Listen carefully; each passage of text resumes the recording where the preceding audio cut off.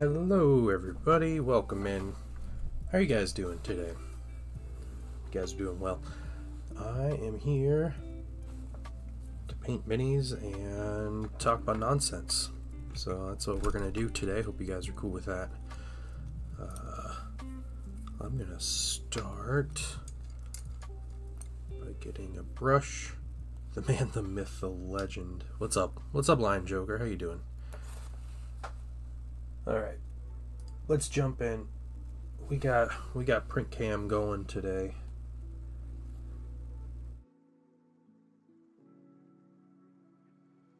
Getting some wash prepped here.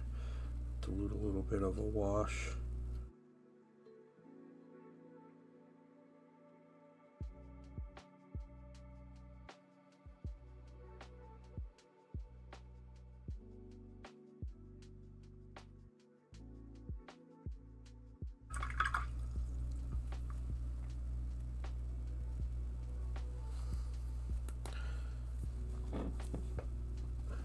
Take this wash and we're actually going to put it over these parts. This is just Pro-Acryl wash plus diluted Pro-Acryl wash.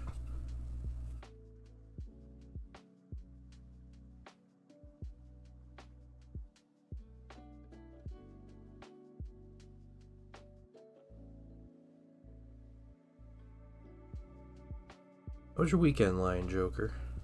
What you been up to? Paint anything else?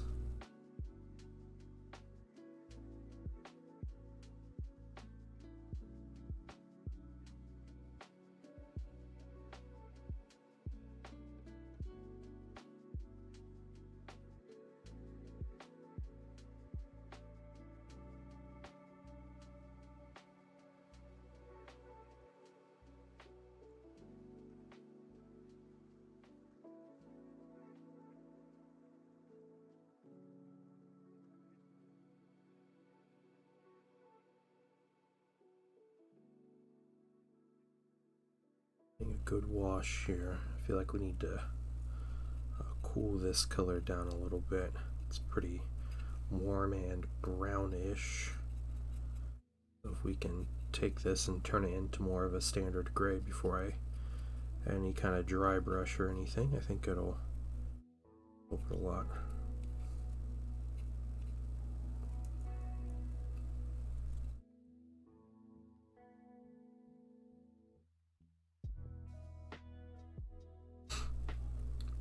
Using Mr. Radar goes next to Mr. Coffee. What? You don't like my big radar laser dish guy? He's trying very hard. You know, he spent a lot of years in school and training for this.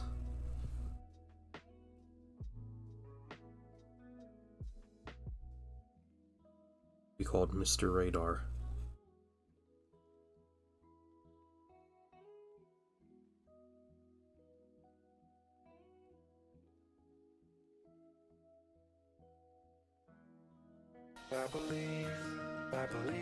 Hey, cultured American, welcome in. How you doing this fine Tuesday? Get some more black wash down. Oh, it's a Spaceball reference. Oh, okay, it's been so long since I've seen Spaceballs.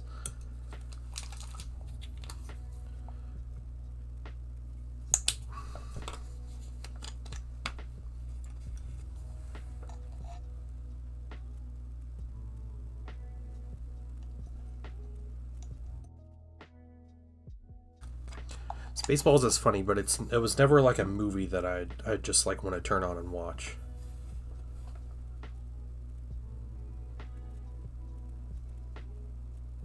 I think I need more thinner here.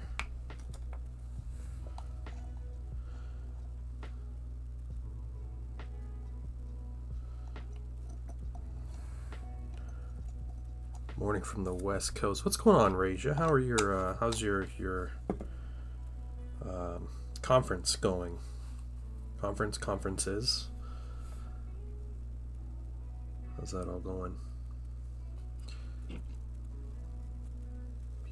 this. Alright, alright.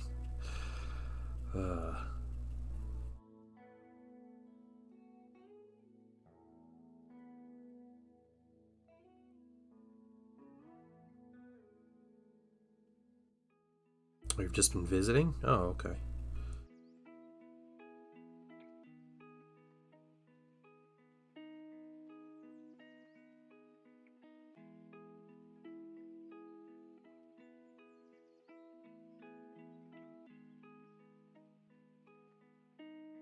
I want to see. I'm not terribly happy with the brown wash on this. But maybe that is just what we need to do. I'm a little happier with this diluted black. Yeah. I don't want it to be quite so warm on these minis, and I think this kind of diluted black wash helps us.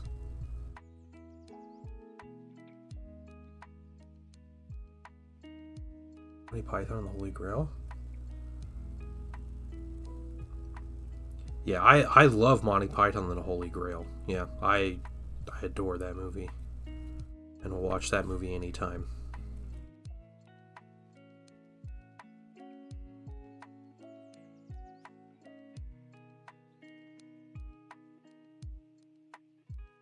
Or even as far as like Star Wars parody go, me and my friends used to watch like Family Guy, like Blue Harvest and something Dark Side and all that. We used to watch that all the time.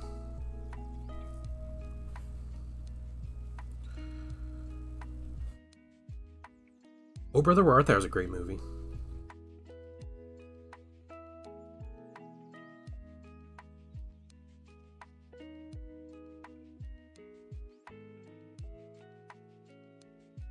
You've not seen that one? Yeah, if you like Family Guy, then the Blue Harvest movie's funny. I think if you don't like Family Guy, you're not gonna enjoy it. I don't really like Family Guy anymore. I think it's kind of run its course. But back in the day, that was like the funniest movie ever, or trilogy of movies.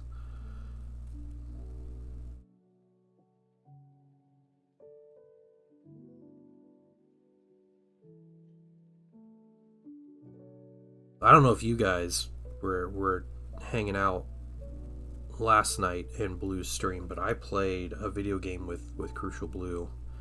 We were co-oping a game, and I kind of love the game. I'm excited to play again. It is a Teenage Mutant Ninja Turtles game, and it's Teenage Mutant Ninja Turtles Splintered Fate, I think is what it's called. What's up, Mydrol? And it's a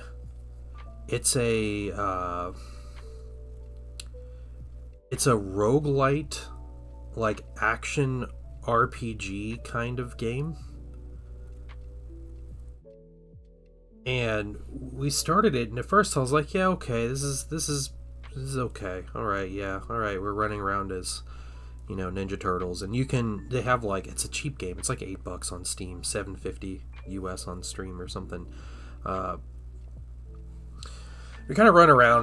There's a ton of dialogue, which I thought was a bit much, but you play a run. The rooms are really small, so you clear a room in like 2 minutes and you just move on to the next room, and then that's what you do. You just go from room to room, and there's occasionally like a shop guy, and there's like every like level, quote unquote, has a mini boss, and then it has like a full boss, but you collect different currencies, and I don't think there's any like microtransactions for the game, but you collect currencies and you go, and when you lose the run, you go back to your like hideout, your home, and then you like spend the currencies on stuff to make you better as you go back through the runs. And I want to say it's up to 4-person co-op, but it was just me and Blue player playing 2-person, and I was kind of like, it's all right, like it's pretty fun, just like a hack and slash kind of thing. And Well, once we started unlocking things and like kind of figured out how the game, like the flow of the game and like how your upgrades work and the different types of like elemental damage things that start happening in the game's a blast. It's so cool, like the combos of stuff that you can do, and all the different abilities and stuff. It's great.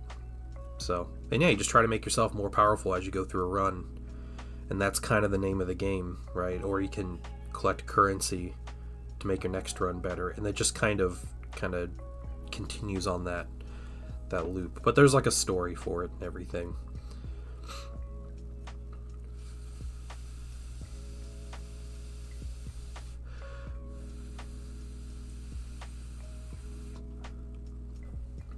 Yeah, a lot of fun.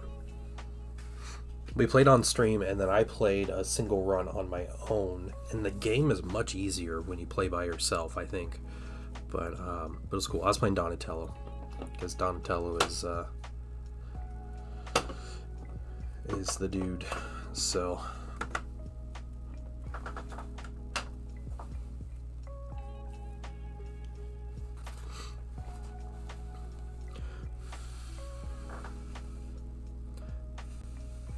it's the best. Is the end of that sentence? Yeah, yeah. Donatello is the best. You do this thing called a dash move in the game. So you just push spacebar, it just dashes you, forward, and it has like a 1 second cooldown, so you can do it a lot. I ended up the last run Blue and I were playing. I got an ability where I would do damage at the end of a dash move, and then I upgraded that a couple times, and then the type of does water damage is what it was, and I was upgrading the type of water damage it was doing, and like my water damage was increased, and then I was getting my like area of effect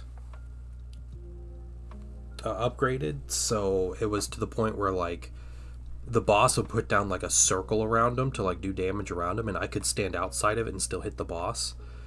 But then if the boss was being crazy, I could just dash through him just nonstop, and we ended up killing a really hard boss doing that. Just kind of cheesing it. So it was great. It was great. Got the drop pods kit. You're right. So much better than the old kits. Yeah, they are. Yeah, it stinks they're locked open, but they take nothing to like assemble um, or deal with. So it's nice.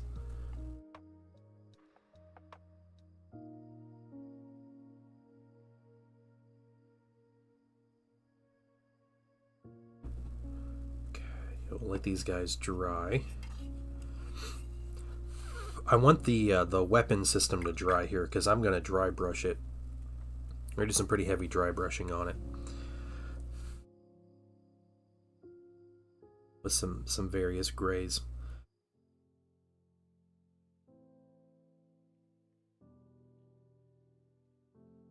Yeah, like slate gray is gonna be really good for this, and I think just a cool gray might be what we do. Yeah, we got two kind of cool grays here.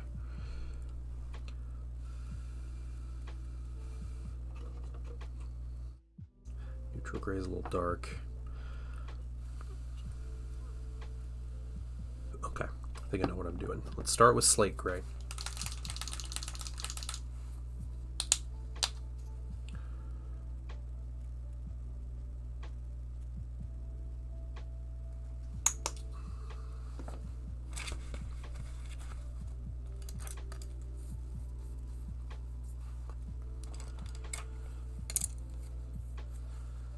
Get this big brush because we can.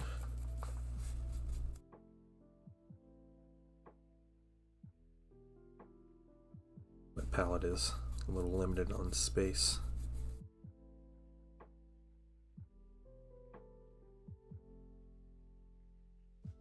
And there's more we're gonna do with this satellite dish piece, but I want to get the kind of the big picture stuff done first.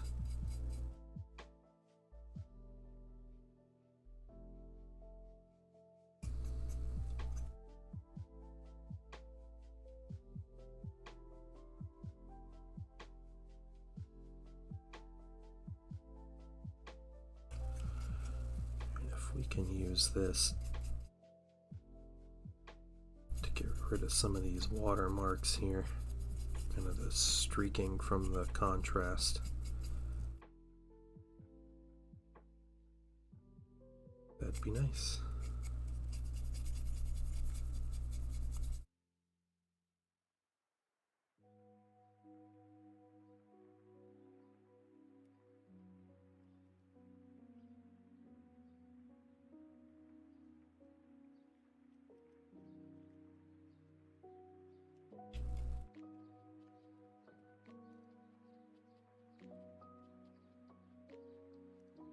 Yeah, it was a fun game. I do recommend you pick it up if you like roguelites or TMNT.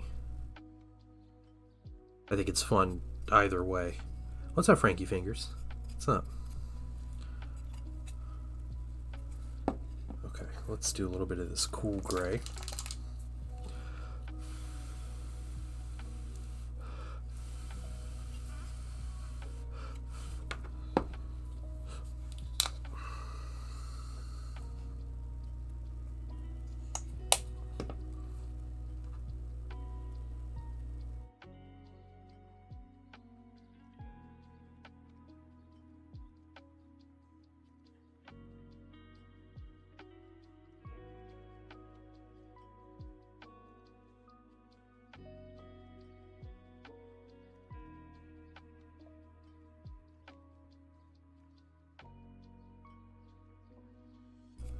Much lighter here now, actually.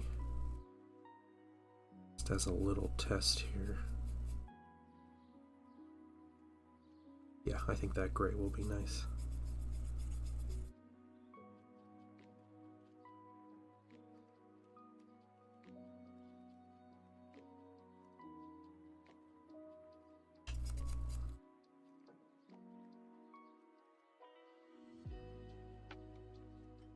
Nice laser. I am going to do a snow-ish base. Yeah. So it's going to be snow over dirt. It's just going to be not fully covered in snow. And my main reason for doing that is I want to be able to run other units in this army that aren't Hoth themed and not have to like collect, you know, all new minis basically, just to make these units fit. So like if I want to play the game and I want to run like Tauntauns with, you know, regular rebel troopers, I don't want to paint them in snow outfits, so I don't want to have everybody in snow outfits, but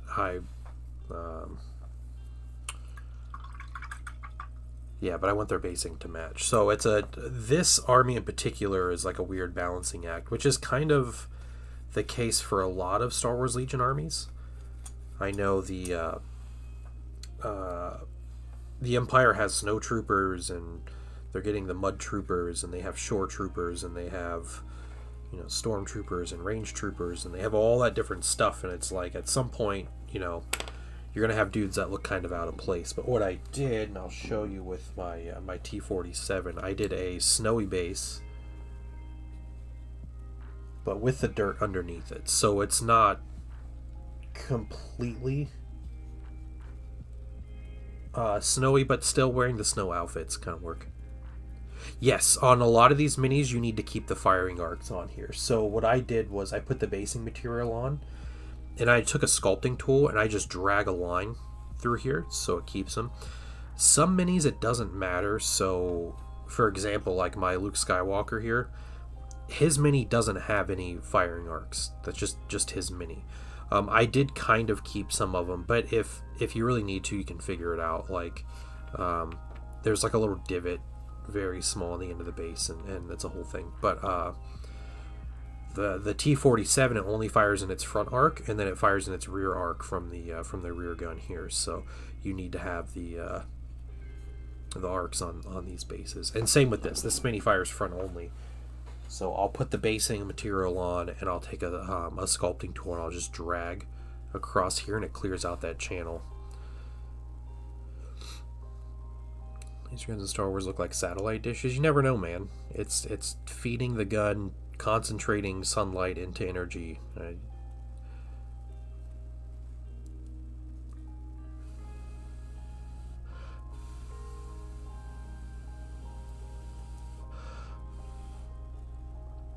Speeder turned out great. Thank you. I appreciate it. I did readjust my camera a little bit. Consider a more comfortable position. I figured out a way to kind of get this camera going. Hopefully that's better and it stays in the in frame more. I'm not like over here. I was over here like trying to keep it in frame, but I cracked the code. The stormtroopers need all the help they can get. Yeah, that's true. Yeah, it gives you the enemy a larger target to hit. That doesn't matter in Star Wars. You live and die by the plot armor.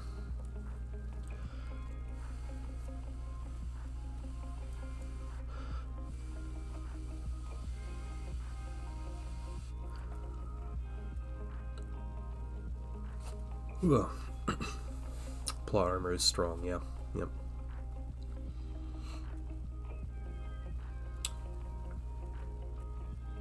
If you guys do notice, I do have the print cam going. So, we are 3D printing. And that particular print's going to be a big one. I know it just started, but hopefully you'll start to see a bit of it. And then I'll try to print tomorrow and Thursday. We'll see if we can't get it going. These are just Dark Helmet rejects. Which is why they couldn't hit. Jeez.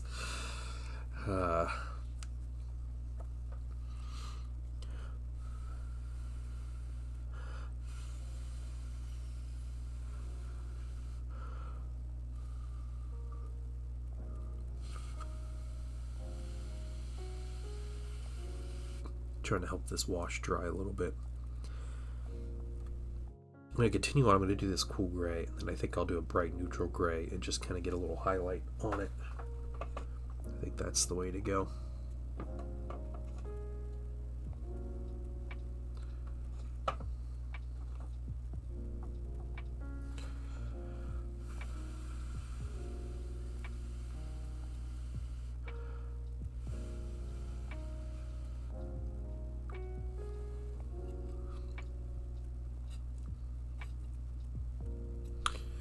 These satellite dish pieces are going to be silver if I remember correctly, but I can look this up. It's a 1.4 FD laser cannon.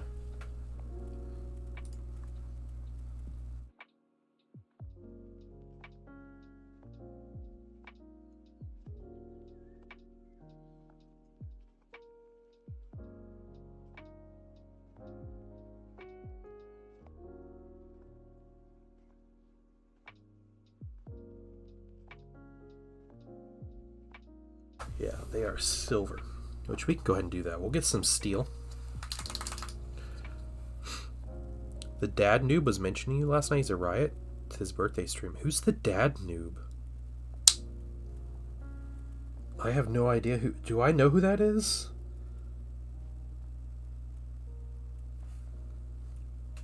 Oh man, Quishy, what's going on?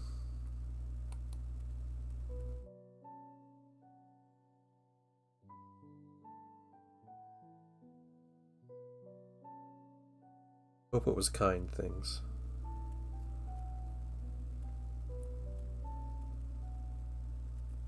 Random people talking about me now.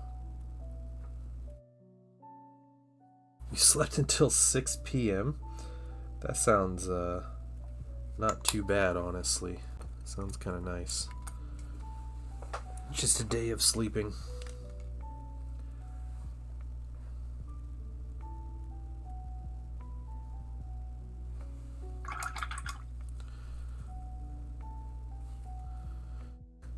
Class, oh, that's not good.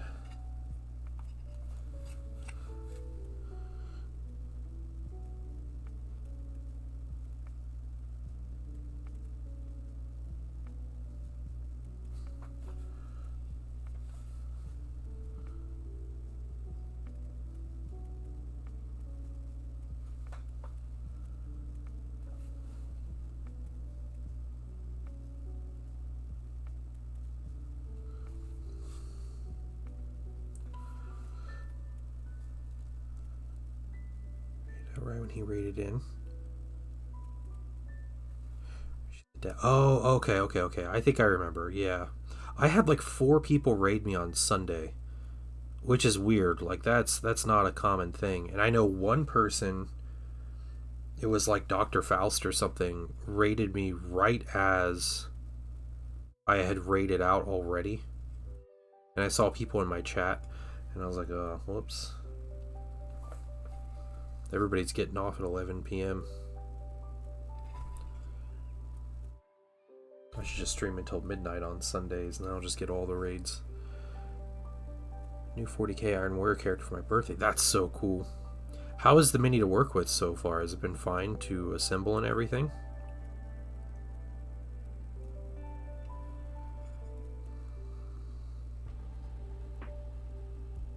Okay, we're going to very gently paint in these little dot pieces here.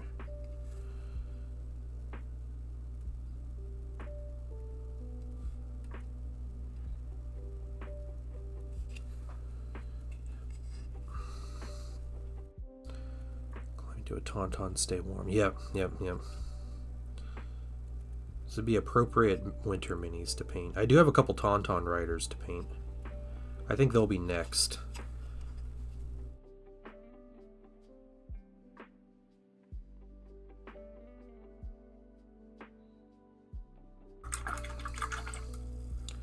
Okay. Bit of that, I think.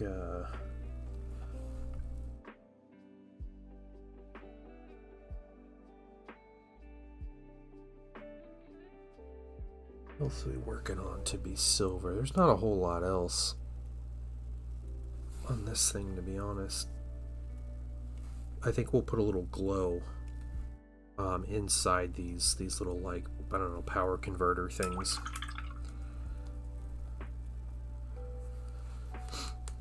$30k Warsmith used for 40k. Oh, that's cool. Friends giving you a box of Custodes bikes. Oh, nice. Dang, that's awesome. Is it the new plastic bikes, or was it resin ones, or like 3D prints?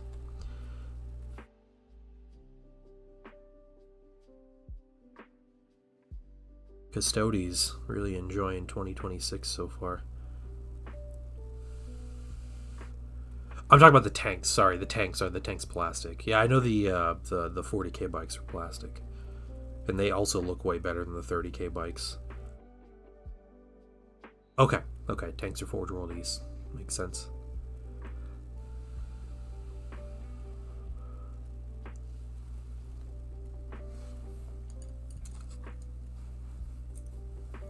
Alright. Something else we get here. We're kind of at that moment now where the mini starts to look good as we continue on. So, you guys bear with me for a little bit longer. We'll get this mini looking well. Twice size of a Hecaton. Yeah, the new plastic. Yeah, the new plastic mini is massive. Yeah, it's like a Spartan size mini or so, but it floats. Enjoying painting metallics. Yeah, that's cool. Yeah.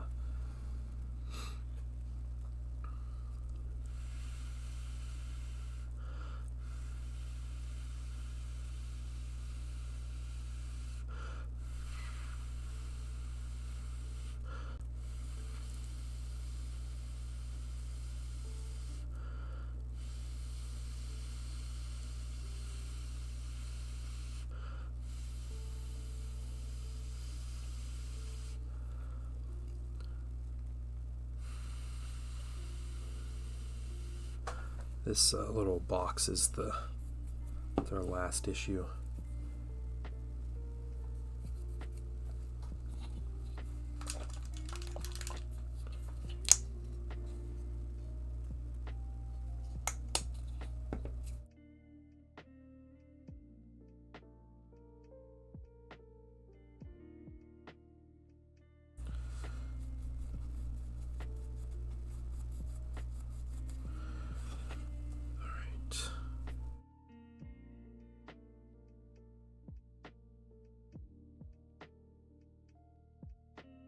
This is kind of an overbrush that we're doing here with this color, which is essentially a dry brush, but you put it on heavy enough to where it just doesn't cover the recesses.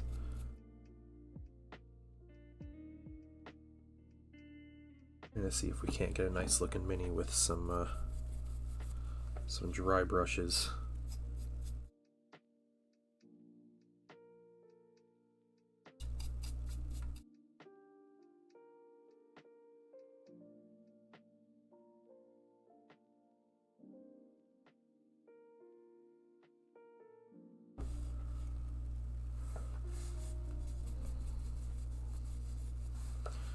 All metallics, just tiny details. Yeah, that's most of the mini, right?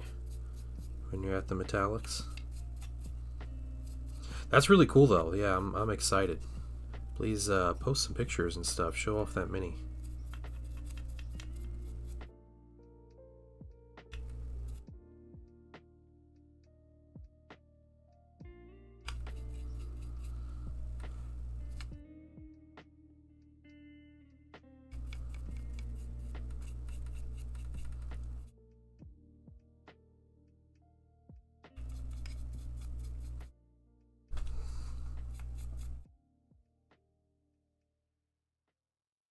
Yeah, it's cool gray. It was a way better color than what we did.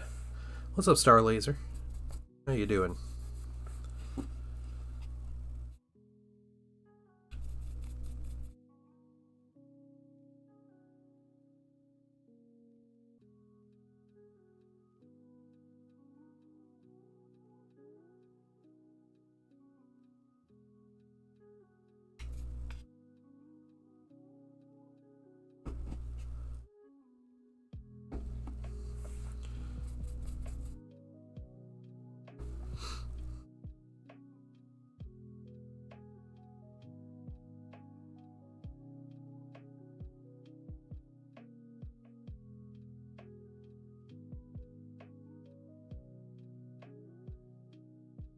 Get a smaller brush and get up into the details, like near his hands and stuff.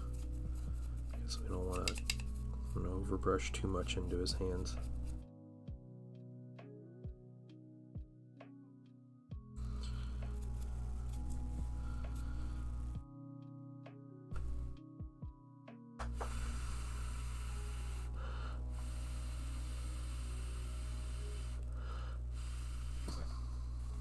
Just go ahead and do that right now.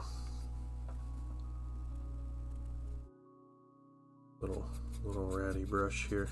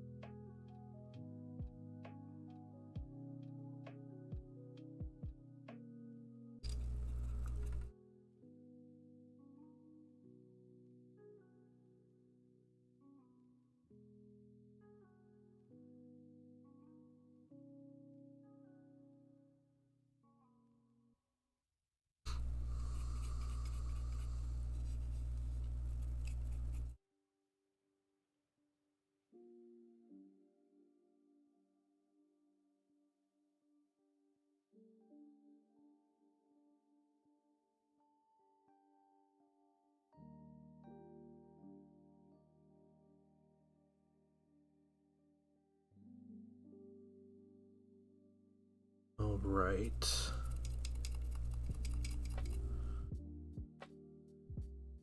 We got that. Is this paint dry yet? No.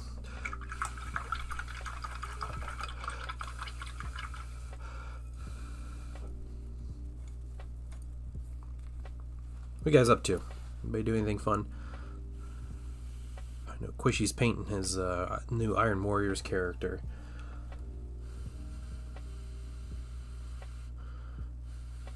You guys excited to see the launch box on Friday? They're showing off all the contents.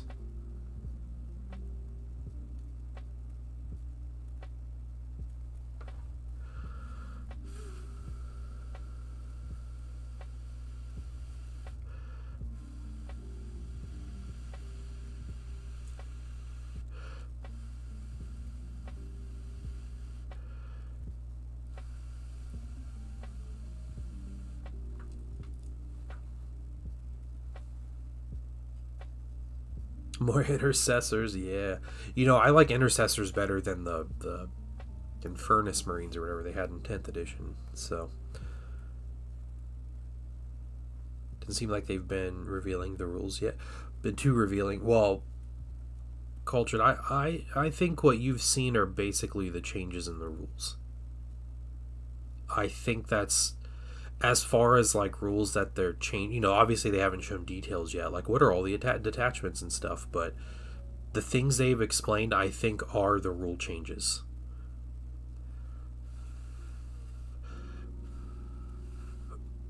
Which is pretty crazy because if that's the case, and that's literally like an errata document, and you're good.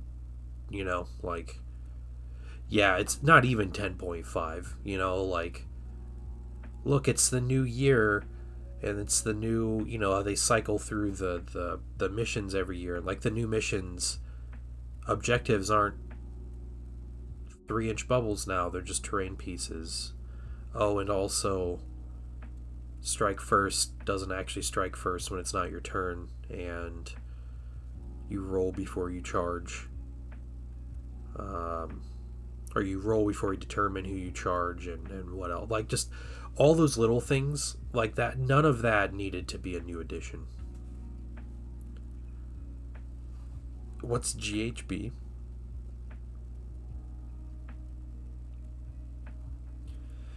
Yeah, you know most edition changes with 40k. They've kept the codexes through the new edition, and that's fine. You know, you can change the rules a lot and still like enough for an edition change and still keep codexes. But this particular reset, like they spent I think 4 articles talking about the rules changes and that's it. Love the Infer. Yeah, I mean the Infernus as far as like utility, it's fine. You know, like they're cool with utility. I just think like as far as a launch box is concerned, Infernus Marines are not it. Like they're not the basic Marine unit you should be putting in a launch box. They're too specialized to be like a, you know, look, this is your starter army and, you know, Infernus Marines. Oh, the General's Handbook. That's right. Okay. Yeah. Yeah, that's literally what this is. Yeah, it's just General's Handbook.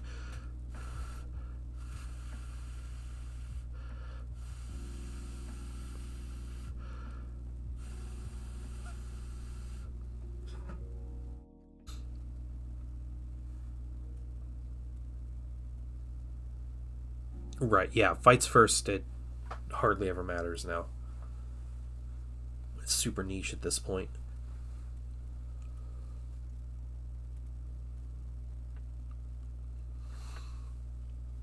Air blowing ASMR. Yeah, I'm trying to get this stuff to dry. I gotta move the mic closer to me.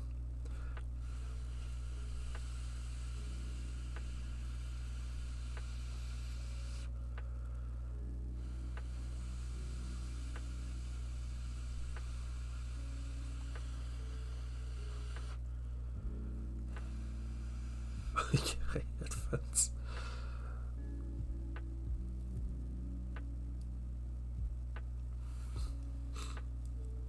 It might be about good.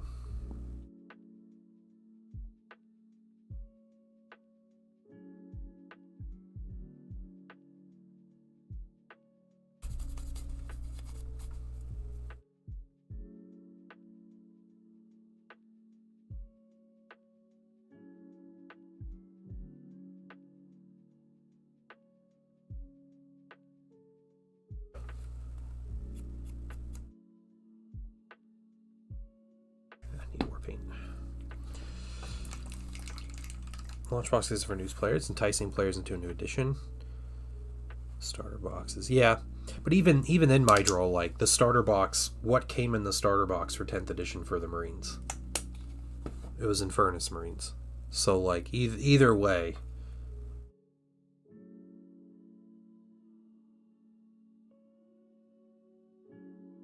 yeah, I definitely don't disagree with you that it's not meant for like new players. You got a good point.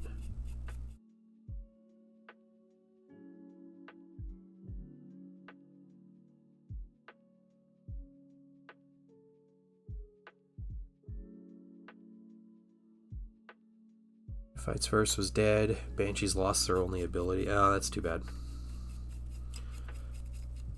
You know, it wouldn't be... Okay, two things. First of all, it wouldn't be GW if the Xenos weren't catching strays from rules changes unintended, because GW never thinks about Xenos. And the other thing is, it's a new edition. Eldar are going to be OP one way or another. So I don't think any Eldar player has cause for concern.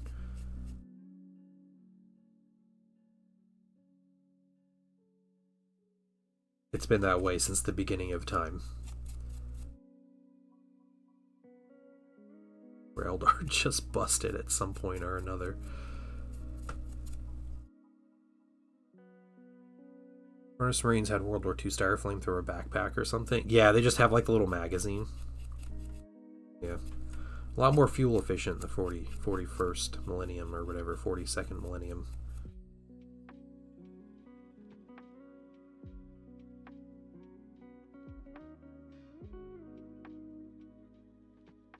Yeah, Star Laser, I honestly think the intent was for them to be barely unrecognizable from Intercessors.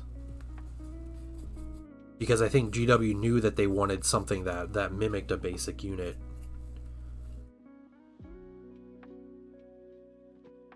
But the Infernus Marines, like gameplay-wise, they're definitely not Intercessors.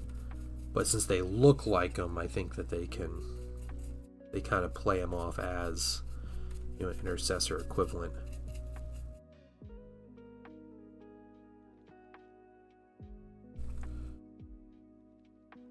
They shot the Eldar in the knees recently. Don't worry, dude. Don't worry. You got like 3 months, and Eldar will be top dogs again.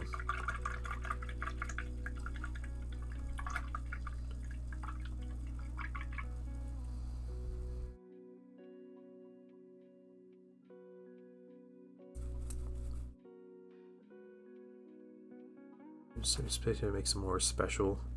Everything that fights first, yeah.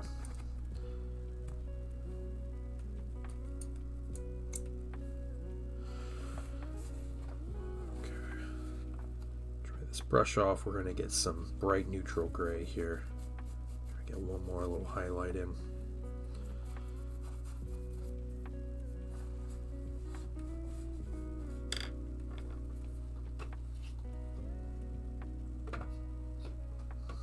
Put you up. Start playing Tau. Riptides will always be OP.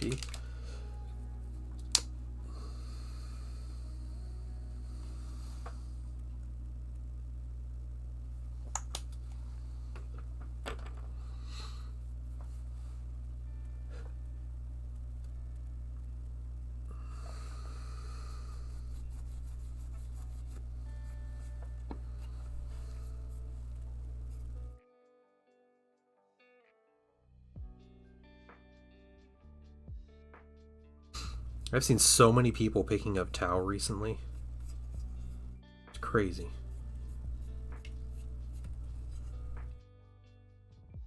I'm very light with the dry brush on this.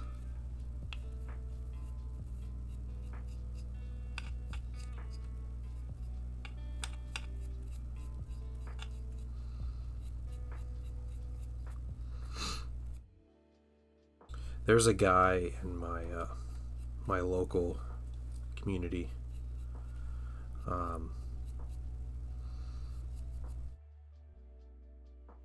He gets into games and he sells them like 2 weeks later. So he'll buy hundreds of dollars of minis and like start painting them, and then literally just sell them at the drop of the hat to get into a new game. And he just cycles through stuff like that. It's crazy to me. And he was getting into Horus Heresy, and you know, I was kind of like, oh, okay, and he asked for a learning game. I played a learning game with him, and then I wasn't able to play with him, you know, because like I'm busy, and you know, this guy is like in his 50s also. Well, he played like 1 or 2 more games, and then I saw he posted his army for sale in a local Discord, and I was like, man, that's crazy. and he's just like, getting in the old world. So he got an old world. He was in an old world Discord that I was in, a local one, and he was collecting, he was chatting, he was super active in it and everything. And then, literally, this past Sunday, it's like normal time people meet for games. They kind of do like a Sunday morning gaming for Old World at a local store, and he's apparently there. And he's like, "Hey, where is everybody?" He's like, "Are people going to show up, or should I just sell my army and be done with this game?" And I was like, "What?" Like, that's like, of course, he's definitely going to sell it. Like, I knew for a fact as soon as he said that, like, this dude's just going to sell his Old World army. That for like the past, yeah, it was like 2 weeks he's been going on and on about the game and how great it is, and he's excited to collect. And he went through 2 different armies in those past like 2 or 3 weeks, and like literally bought minis and like whole armies to play. And then, yeah, sure enough, he posted his stuff like Sunday night to sell, and I thought it was really funny, just like that, like drop of a hat.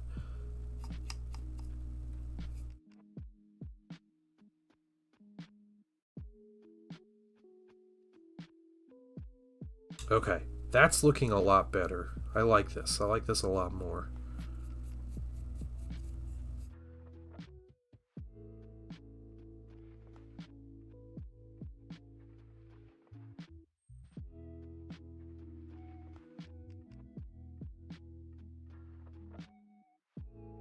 Guy does that with every game. Raptors came in last Saturday. Oh, cool. Very cool. Okay. Let's that out. And then I guess we start on some highlights. Look, I like that with cars. Jeez. That's crazy. Yeah, like miniatures are one thing, but man, doing that with cars, that is a wild amount of money just being passed around all the time.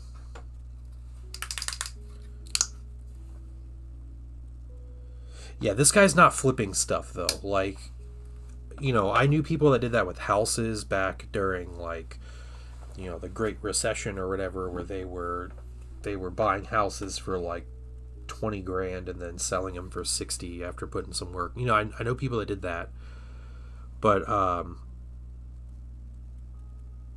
yeah, this level is, he's just like spending hundreds of dollars, and like 2 weeks later he's dumping everything for a lot less than he paid for it. Yeah, I mean, that's not my place to judge what people are doing with their money. I don't think that particular person has money.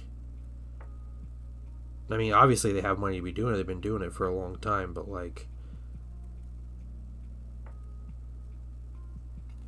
from the outside looking in, and the little I know about this person, it seems like a poor financial decision. They have debt, not money. Yeah, that might be the case. Yeah.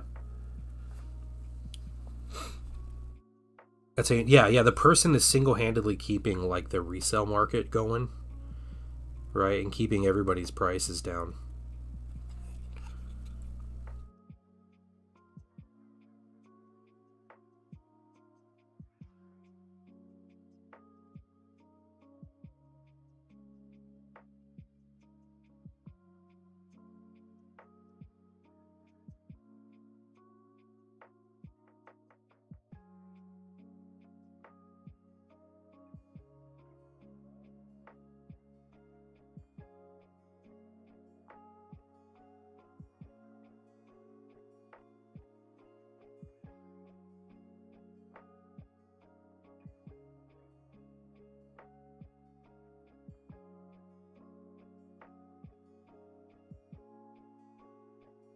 Back to the slave pits and get them all painted. Oh no, you're drowning in the pile of shame. Yeah, I understand a little bit. I got a lot to paint.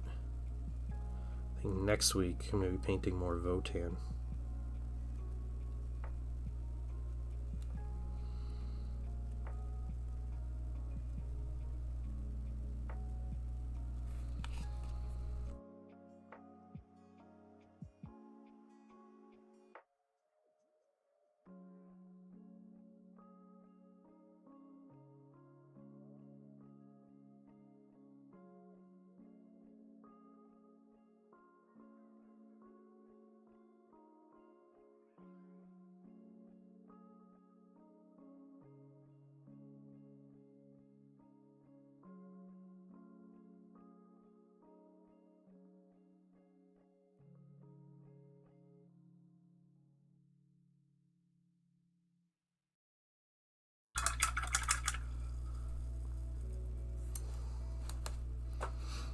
this person ship and what army are they collecting currently? Yeah, I don't know. I don't know what they've gotten into. I just know they were selling an Old World army that I think already sold, and then they were going to move on to something else.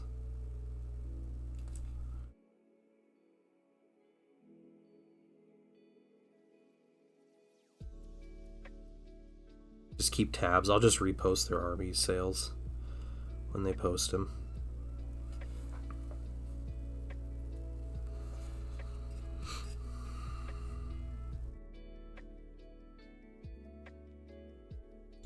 Detail on the soft plastic is much softer. It's harder to tell what's good and what isn't.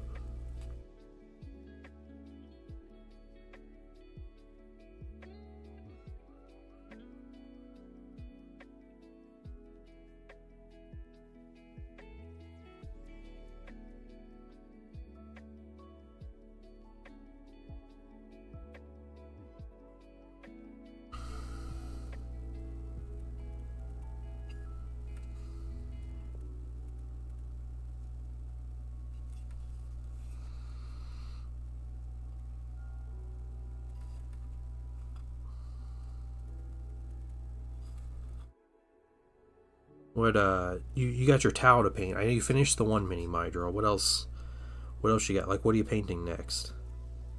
You have a lot of ultramarine stuff to paint too, right?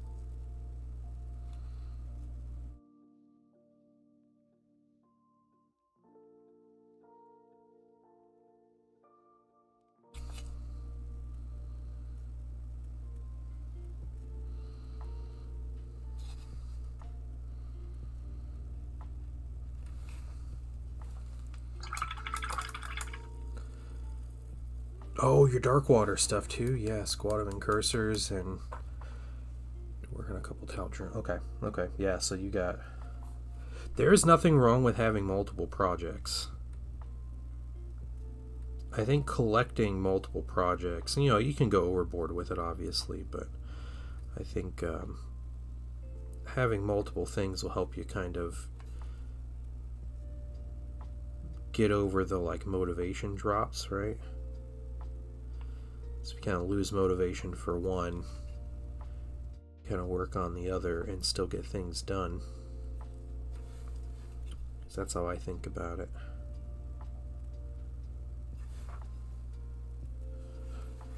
Because I have,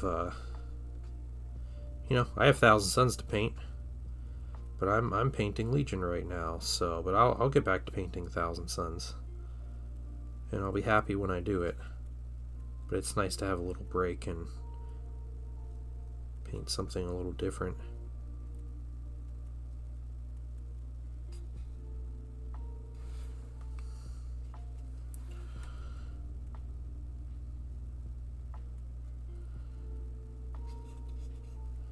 If you're just collecting $1,000 worth of minis at a time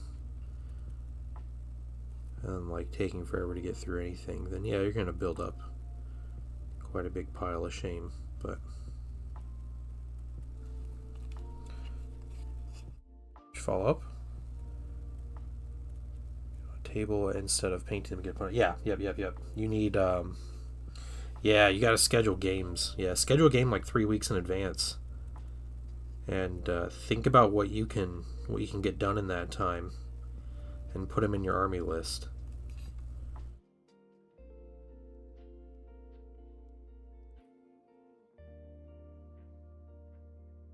That's what you do. 40k Thousand Suns, love them. Motivation killer when it comes to painting. Yeah. That's why you use other things to motivate you to paint your Thousand Suns.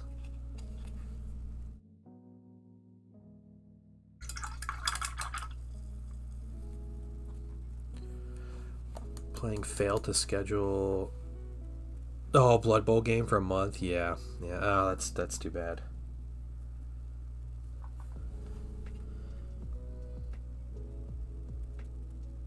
Yeah, I want to play games, but my schedule is just kind of shot for the next like 2 months, a month and a half, with my son's soccer taking up like my 2 evenings that I would have to play games.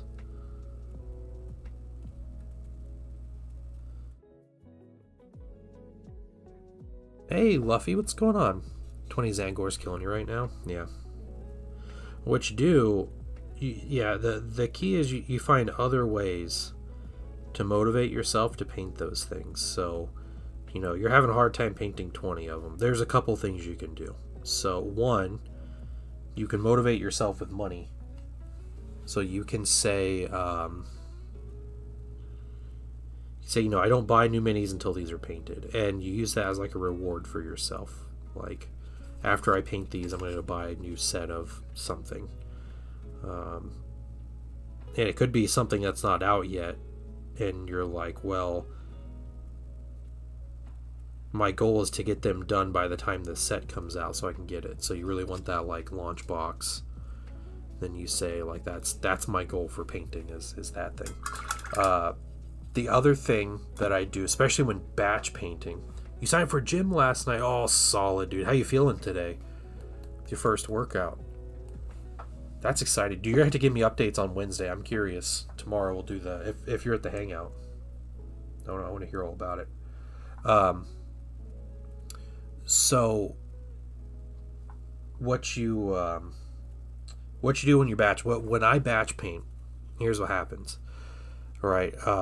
I will start with a giant batch mini. Let's just say 20 minis. Okay, keep it simple. All right, you start painting these 20 minis. You put the first color on, and depending on how you paint, depends on what colors you use first. But I typically do the color that I'm going to be using the most of, and that goes down on the minis first. So I go through them, and it kind of takes forever, and it's blah blah blah whatever, and I get through all 20 of them. All right, I pull out the next color. It's the next most used color on the mini. I start painting it, and I get just like the motivation just is lost, and I'm struggling to get through it. And what I decide to do is I will stop the second color, and maybe I got through 10 minis on that second color. So then you have 10 minis with the second color, 10 minis with the first color. So then what I do is I pick up the third color, and I start painting on those 10 minis I already had done, the 10 minis with the second color on them. And I'll just start batch painting those 10 minis. And then maybe I get exhausted. Say I get the third color done, then the fourth color, I'm just exhausted. I'm like, this is terrible. So what I do, I stop where I finish on that fourth color. Maybe I did 5 minis. All right. And then I pick up the fifth color, and I paint those 5 minis. And what happens is you eventually finish minis. You might finish 2 or 3 minis. All right. But then you go back to the next most completed minis, the next group.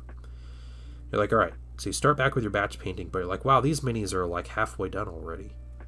Cool. And so then it's like a lot faster painting them. And then you move to the next group, and you're not quite as done with them, but you already have work done on all of those minis. And it like tricks your brain into thinking that you have less work to do because you already did it.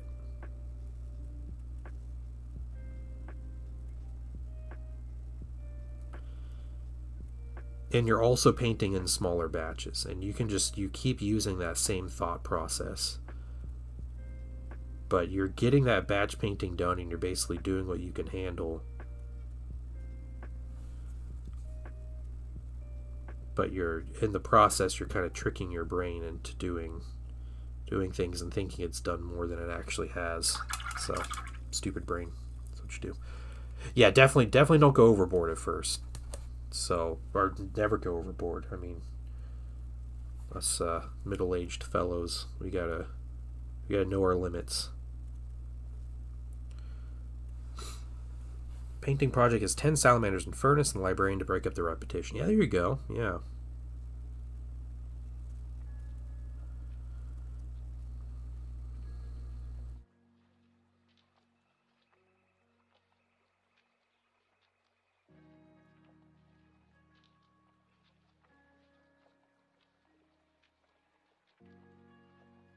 Never know your limits unless you go over them. Yeah, no, don't go over your limits.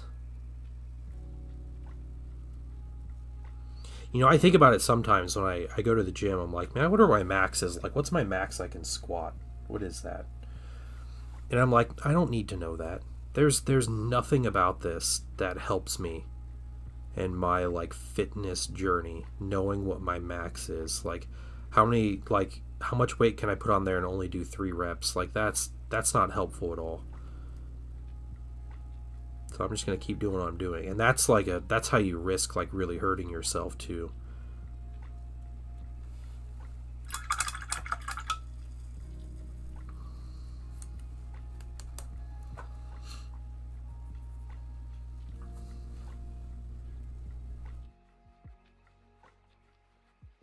Rumor ATV was going to Legends. Yeah, it was a Valrak rumor. So Valrak put out a rumor the other day where he said all Firstborn stuff except the Land Raider and Rhino are going to Legends. And then on top of that, the ATV is going to Legends, the Mario Kart, and any flyer. So the Storm Raven, all the other Storm things and the Raven things, those are all going to Legends. On top of, Tacticals, Devastators, Vindicators, Predator tanks. Anything. If now the Sternguard Vanguard aren't like Firstborn stuff anymore, so those are sticking around. Terminators are sticking around, those kind of things. But all those Firstborn minis that haven't got an update, they're all going to Legends. That was a Valrak rumor, which is not. The go-kart thing's a little bit of a surprise. The rest of it, not so much. Oh, and suppressors. Suppressors are another one that's going to Legends. Yeah, they are Primaris going to Legends, which is a little crazy. Yeah. Suppressors and the what's the turret? The little like double autocannon turret thing that Marines have. That thing is going to Legends.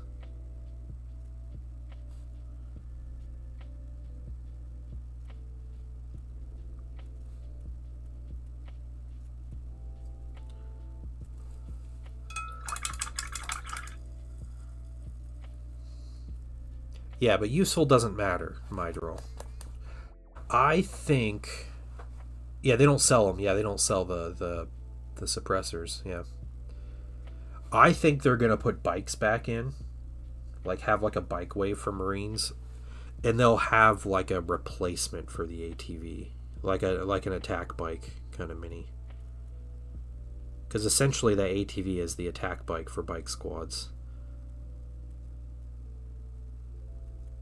Just the Primaris version. I also imagine all of the Firstborn kits, not the suppressors and the Invader, but the Firstborn kits are going into the Scouring game. They're going to release new versions of them. Mark 7 armor and box dreadnoughts and stuff like that, because the big rumor is they're making a Scouring game that's supposed to coincide with the new novels and stuff. And I don't remember if the rumors said that it was just another version of the Horus Heresy game, like an expansion to the current Heresy game, which would be nice, but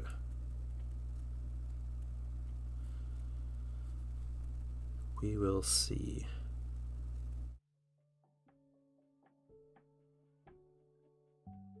GW is like, the tactical squad is the best-selling squad we've ever had. Let's sell 6 of the same squad box.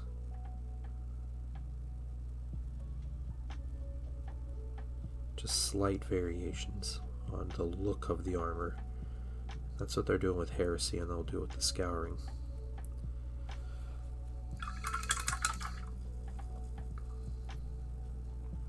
Would need to, I think. Yeah.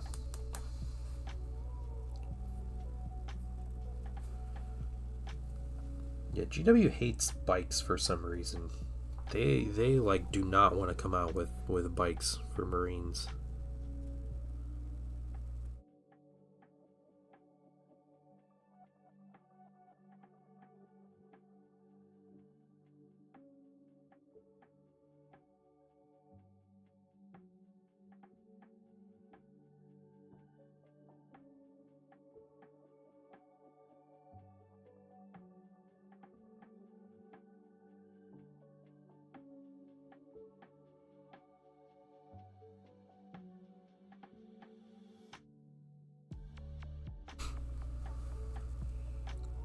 less of a joke than GW is comfortable with. No, they absolutely do. Yeah, yeah.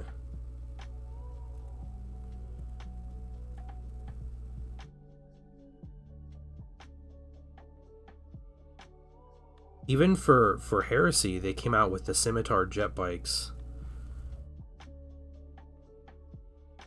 And then that's it.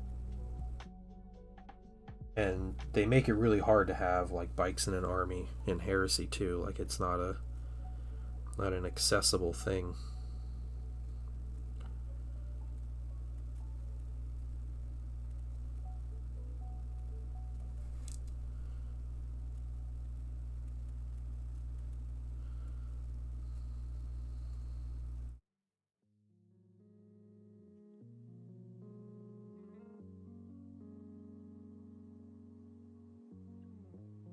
Okay, so we got that first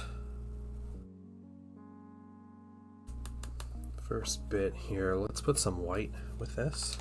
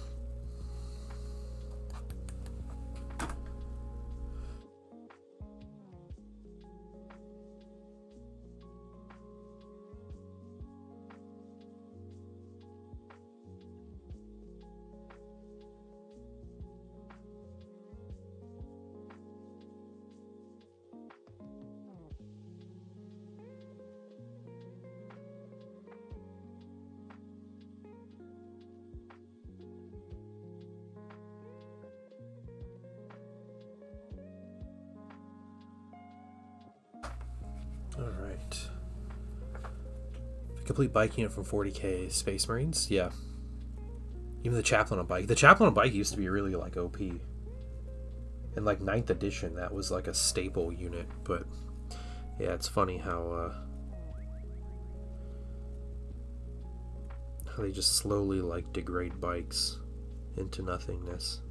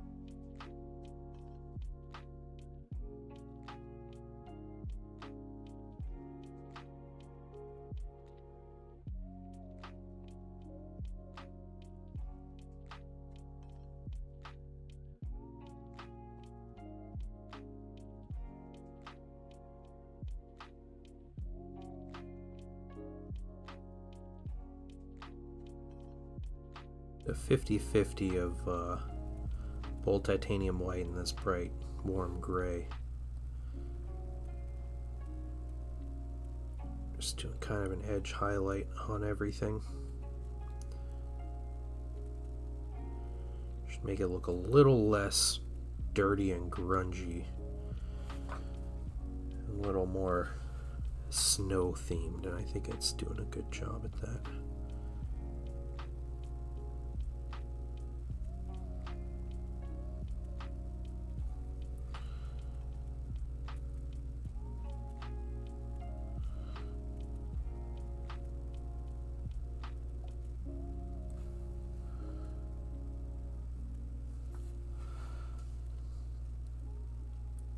I never really liked bikes for Space Marines, so maybe I'm part of the problem.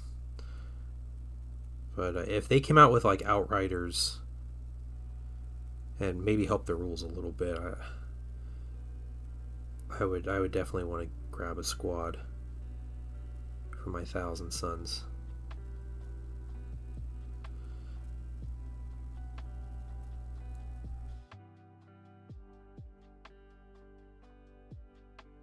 I don't mind if they're not great, but they're like bikes are really bad in Heresy, and it's not that like rules for bike units are bad. It's just the specific unit rules for the Space Marine bikes are very bad.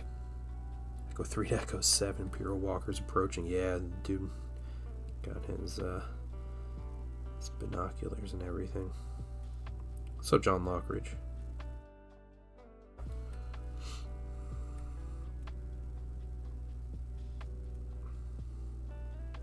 Nice thing about Star Wars Legion is you don't collect as many miniatures for a Legion army as you do for like a Warhammer army. So I don't mind taking some extra time on each of these minis and putting some good highlights on them and stuff. It does feel good to like rush through an army and paint an army in a weekend, basically, if you're playing droids or something. But Rebels are probably the most difficult army to paint as like a baseline. Still good though. Unlocked a new reaction. But on that unit is great for this Legion. Bikes for Thousand Sons feels icky. Yeah, it doesn't feel like a typical thing, right? Yeah, and that's funny too, Mydrall, because the way Heresy works and kind of the idea is all of the legions were big enough to where they could have everything. You know, like I think 40k, when you come from 40k, maybe you just get the idea like, oh yeah, you know, World Eaters are just ravening madmen that, you know, use chain axes and run into melee and stuff, and like they were really good at that, but they were really good at like a lot of different types of warfare. You know, the one thing the World Eaters loved was heavy armor, so they were huge fans of like tanks, and you know, like fast tanks, but tanks nonetheless, and like tanks with big guns and everything, and like that was a big thing for the World Eaters. But they still used units that used heavy weapons, and they still used artillery and everything. But every legion kind of has everything and would use everything. But yeah, even then, like bikes seem like a unique thing, right? Like very much like, you know, one squad to scout or something, but otherwise you read the first Heresy books. Oh, cool. Yeah, first 9. Yep. I'm currently reading The Solar War. It's very long chapters, but it's good. Space Marine Outriders should be on jet bikes. You rethink the entire Space Marine fast attack range. Give them attack bikes too. Yeah. Yeah, oh man, I don't like giving jet bikes to 40k Space Marines though. That feels bad also. Okay, yeah, Eldar jet bikes are the coolest thing. My Dark Eldar Reavers are probably... They're like tied. It's like a 3-way tie with my favorite units in my Dark Eldar army. And Reavers are there.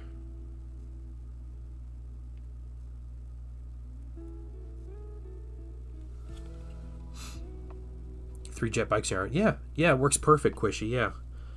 Iron Warriors using jet bikes is not lore breaking.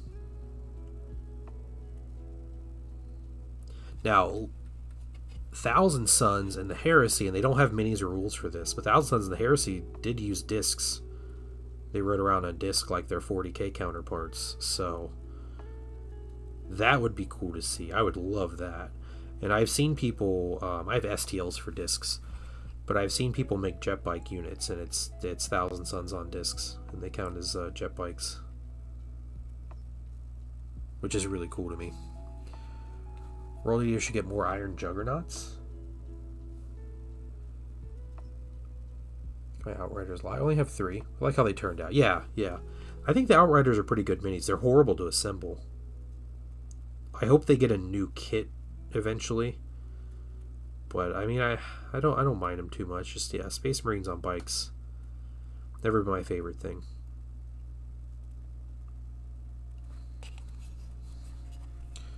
Hey, Jaden, what's going on?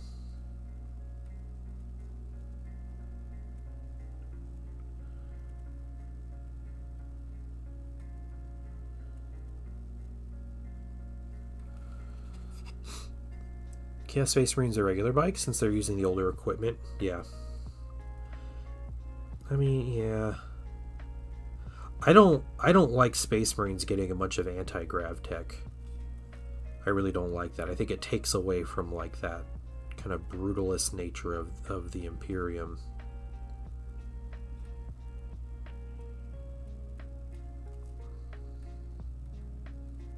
But personal preference.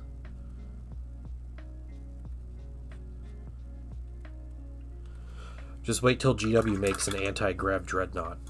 Like a floating dreadnought. Yeah, culture, that's the whole thing, though, is the height of Warhammer 30k, like the height of the 31st millennium, is like unobtainable to modern day, the modern day Imperium. Right? It's like the weird esoteric technology that's mysterious and foreign, and like, you know, there is a jet bike for Space Marines. Now there's like 2 of them, right? The one White Scars guy has one, but then there's also the Dark Angels guy always had one. Is that Samuel? Had a jet bike, and it was always this crazy, like, ancient relic of technology. And, like, yeah, just giving everybody jet bikes, I think, takes away from it. Just get it from Hike. I get some Space Marines refinished up. Very nice. Yeah, I'm doing well. Yeah, we're working on highlights on these this artillery piece here. It's 1.4 FD laser cannon.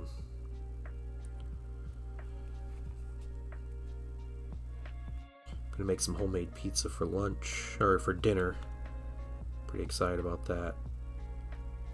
Putting jalapenos on my pizza. Jalapenos and shiitake mushrooms. Really excited.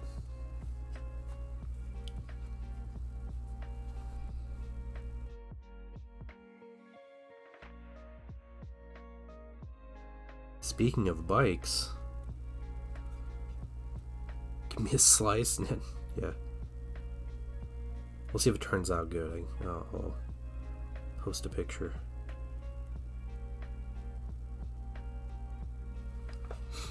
I use so I used to like to make my own crust, but I realize that takes way too long, especially for like a weeknight meal.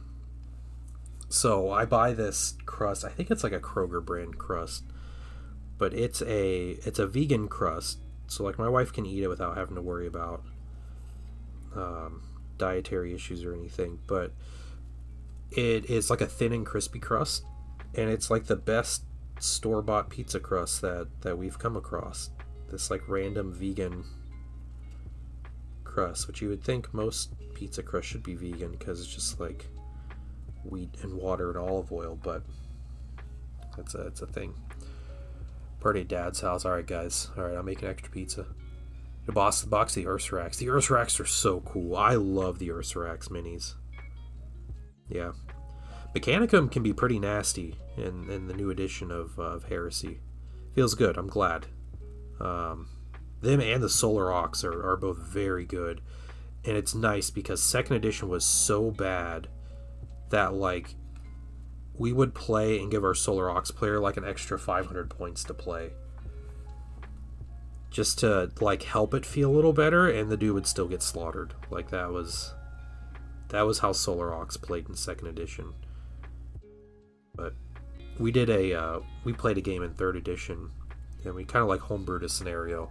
It made it really hard for me because I think we still had the mindset of Solar Ox are bad in this game.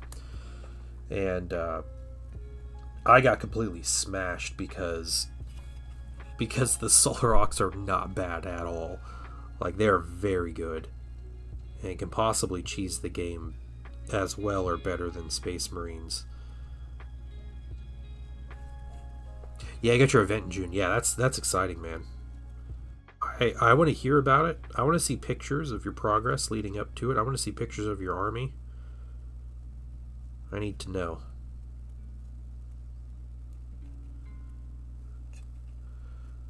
What's the deal with the notches? Yeah, so larger bases here. Hold on, you asked another question. Tell me Call could figure out how to give Space Marines really cool repulsor lift tanks. Couldn't figure. I don't like Call anyway, and I don't like that he's making. I think I just said earlier I don't like the repulsor stuff. I don't like Space Marines having anti-grav stuff. That's like the crux of my whole thing. Is the style to me is off. But the notches in the base are functional. So there's a specific maneuver tool, like the movement tool for the game. It's not like you don't use tape measures for the game. You can use a tape measure for range, but there's range bands of like 1 to 5, basically. But there's a maneuver tool, and it's a plastic tool that fits right in here and is shaped like this, because this is like the diameter of a base, of like an infantry size base, and the tool's meant to fit over this base to be flush with the base, and then you move the miniature from side to side. You fit it with the base, and that's your maximum movement. Larger minis, they use the notches because they're not as maneuverable, and so it helps them, like, you have to put it in the front, the movement tool, and then you can move up to the point where the maneuver tool like locks into the back of the base. And there's different size maneuver tool, or I call them maneuver tools because Armada had maneuver tools, but there's different size movement tools. It's like speed 1, 2, and 3. Yeah, just picking up the turret and moving, yeah. I actually think, if I'm not mistaken, I think this turret can't move. I think you put it down and it sits. So I don't think anybody's moving this. But it's like the standard base size, right?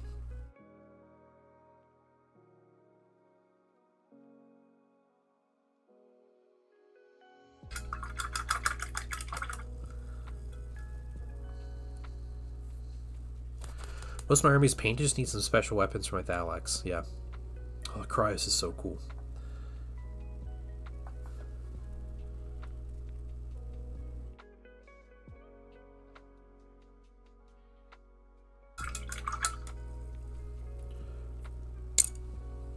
Alright. I'm happy with the white on there. Headcanon, he just picks it up, yeah. He picks it up from these handles and like picks it up over his head. And then just carries it above his head and just like slams it down. He just drags the battery pack behind him. That's what he's doing.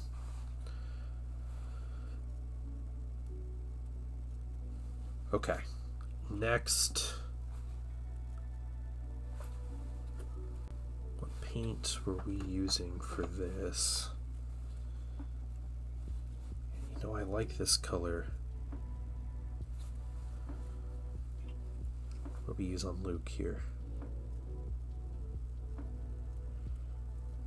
I think this beige gray might be a fun one to try. So we're gonna use this beige gray.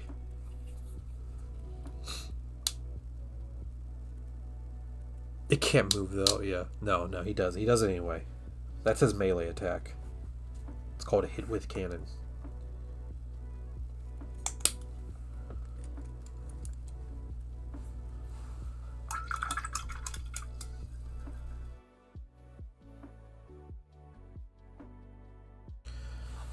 Limited repulsor lift ability? They might. Yeah, John Lockridge, I bet they do. I bet they do have like repulsor lift, but we're not going to mention that. 5 red dice melee, yeah. It's just hitting with the strength of a lightsaber, like hitting someone with this thing.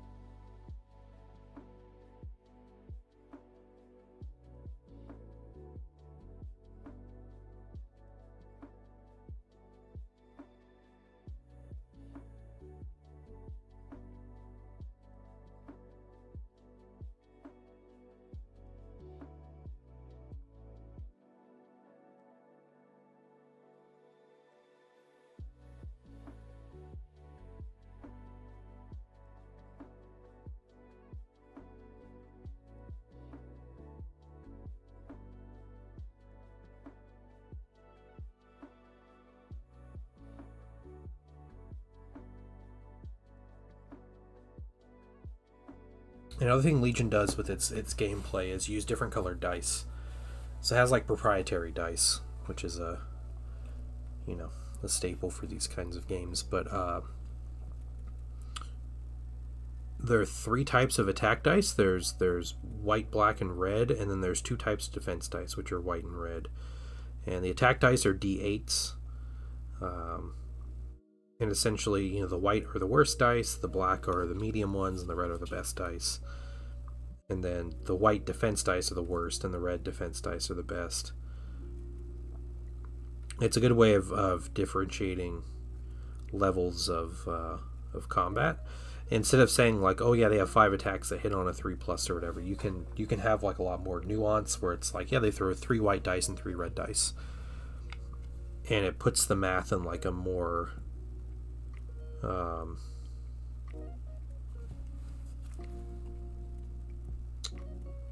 what is that, like more nuance, maybe more variety in the math.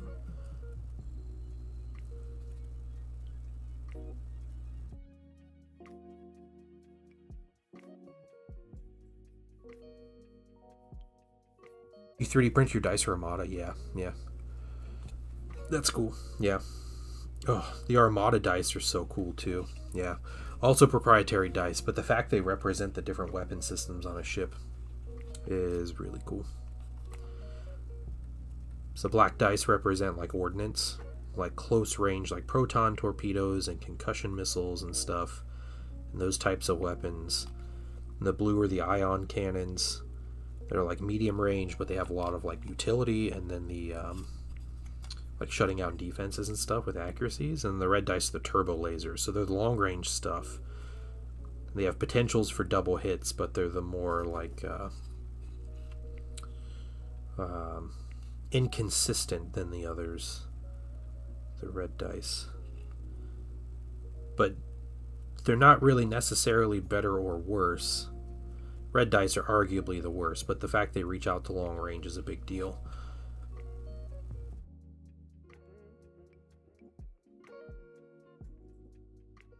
Six small, medium, large damage system. Yeah, it's nice too. Yeah, because there's no like, what's a D6? What does a 3+ mean? Is there plus and minuses? So there's none of that. You just roll the dice, and if it shows a hit, you got to hit. If it shows a crit, you got to crit. And then there are surges that the unit might have rules that give extra abilities for surges, but that's all it does.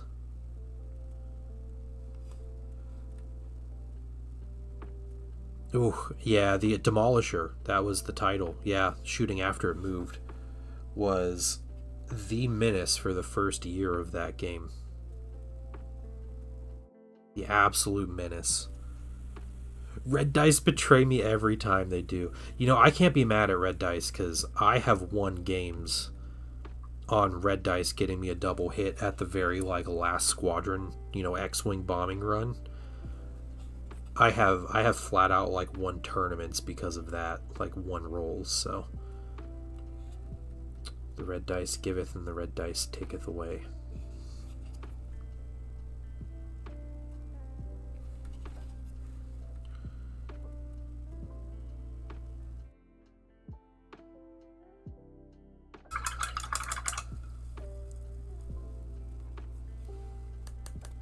I need to play Armada again too. Yeah.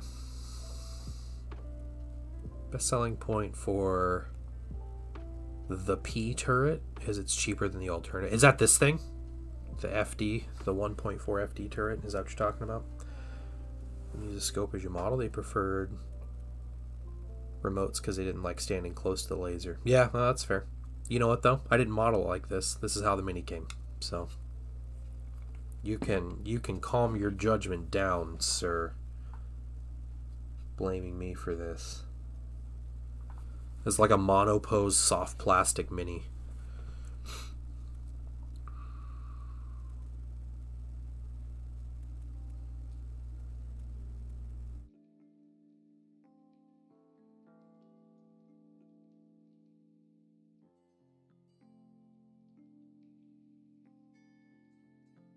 Call it a P tower. I can see why they don't call it that in the miniature game.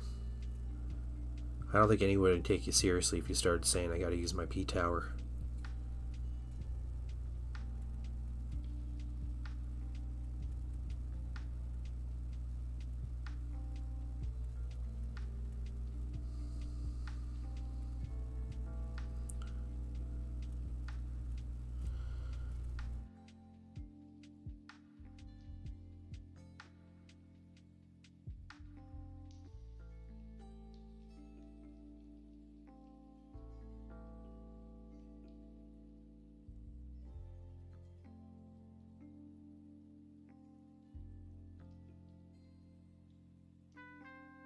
My dream way of playing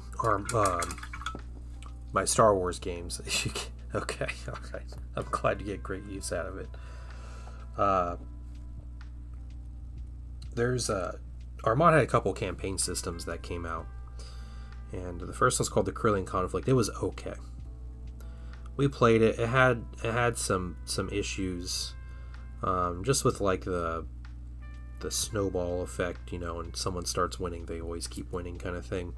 But they released a second one called Rebellion in the Rim, and Rebellion in the Rim corrected a lot of that. It was really nice that they spent time to make like a really fun campaign system. And my dream was always to get, you need a lot of people, like 24 people, and you get 4 teams of 6, and each team has 3 Armada admirals and 3 like Legion generals. And it's the 4 factions like represented Armada and Legion. It's the 4 main ones. You have the Republic, the Rebels, the Empire, and the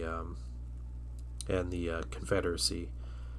And then you play that campaign, and that campaign has rules for like custom admirals that you play, and you can make like custom generals, which actually they have rules for our Legion now called Tours of Duty, where you have custom commanders and stuff. But you work that into the system, and you play a, like, you know, taking over a sector, but like which faction will do it, and you're playing, you know, multiple factions on the board and everything. I always thought that'd be really fun. I would happily take over as a Rebel fleet commander.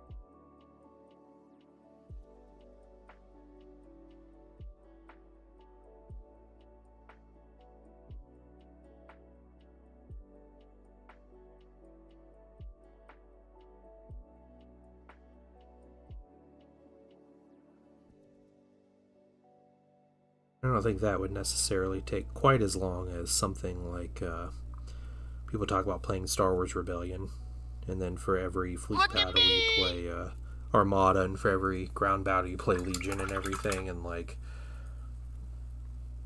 and then every squadron battle in Armada you play X-Wing. That would just get crazy. Oh, looking and finished. Okay, alright, let's check it out. Oh, you got some Mechanicum. Alright, nice.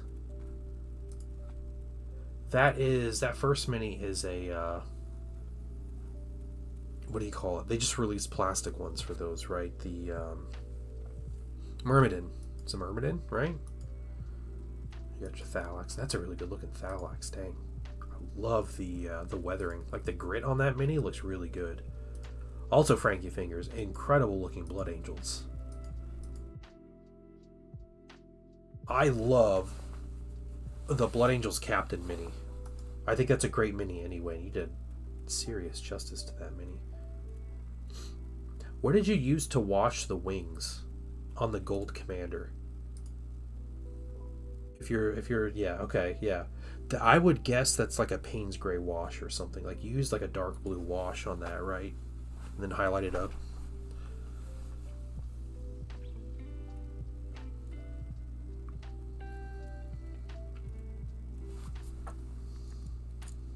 Yeah, good stuff though, guys. Jeez. Myrmidon, yeah. Yeah, there's no plastics for the May. Yeah, the good one, right? Oh, those new Myrmidons are sick looking, though. Those are so cool looking.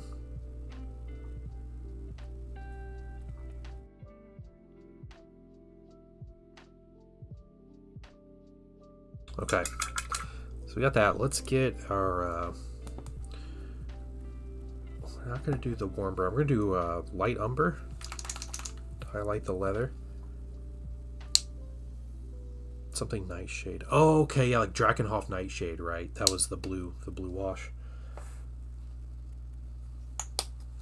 I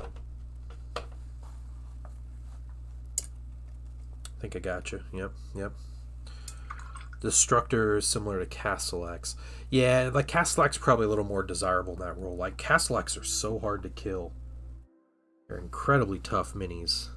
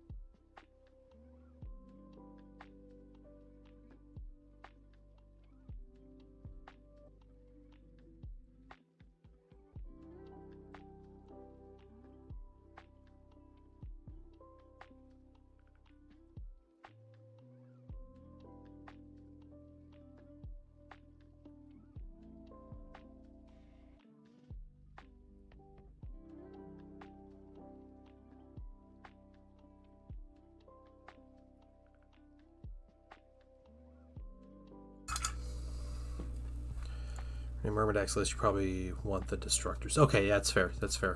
Yeah. I also know the Mechanicum list building is incredibly complex.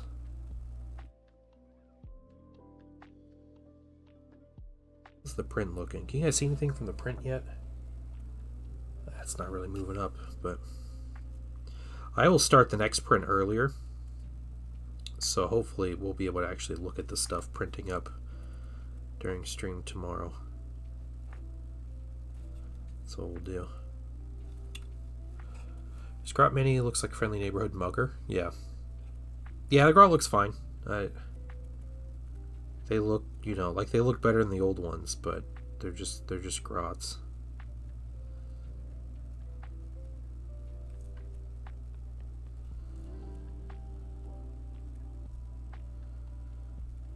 I'm just gonna let you guys know, as of right now, I do not plan on grabbing the 11th edition launch box, which means unless someone sends it to me, I'm probably not painting it.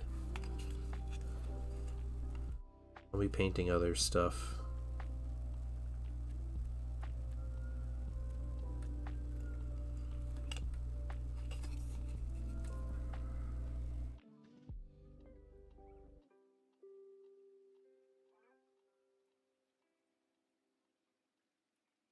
We can talk plenty about them and about the rules of the game coming and everything, so there will be plenty of discussions. Incredibly diverse and univariety. That's cool. Yeah, it's good. Mechanicum still have a lot of stuff that needs to come out in plastic, which is nice because you got like a future, but also it kind of stinks because I know like when you look at Solar Aux that have very little unit variety, but they're close to being filled out with plastics now with the Ogryn and Rapiers.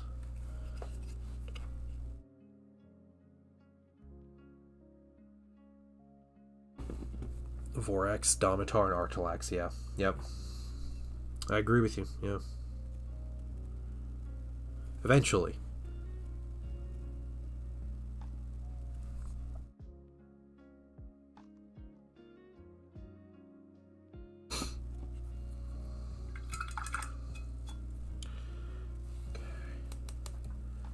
Use this slate gray here that we picked up earlier. It's a great highlight color for Legion weapons.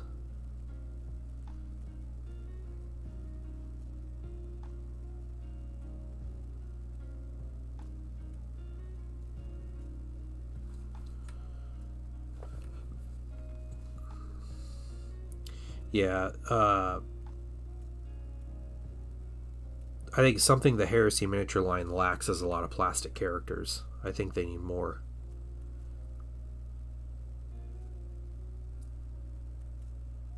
Yeah, like every like big release of mini should be coming with like a plastic character.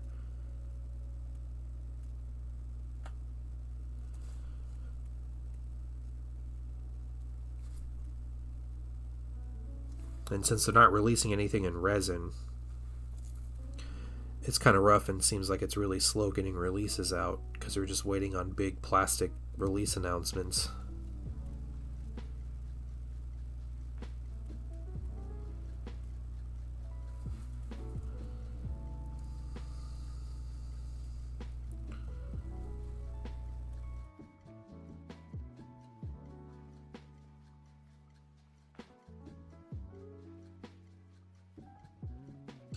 They have a plastic command squad.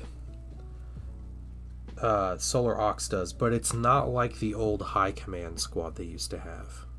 But it does have all of the options for the high command squad, basically, like their big command squad.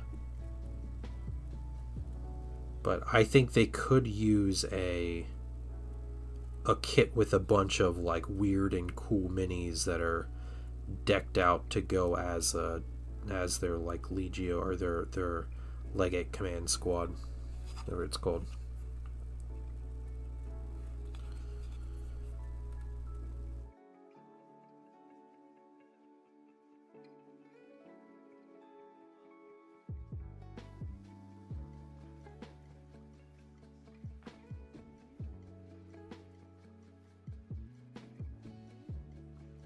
Yeah, aside from flyers, the Solar Ox aren't missing much at all.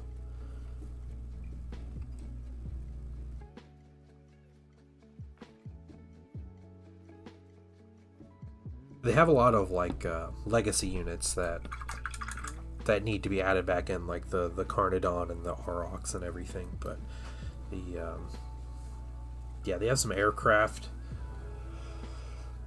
and then some units that are like kit bash units, basically, like various random command squads and things. Okay, let's get the faces on these minis.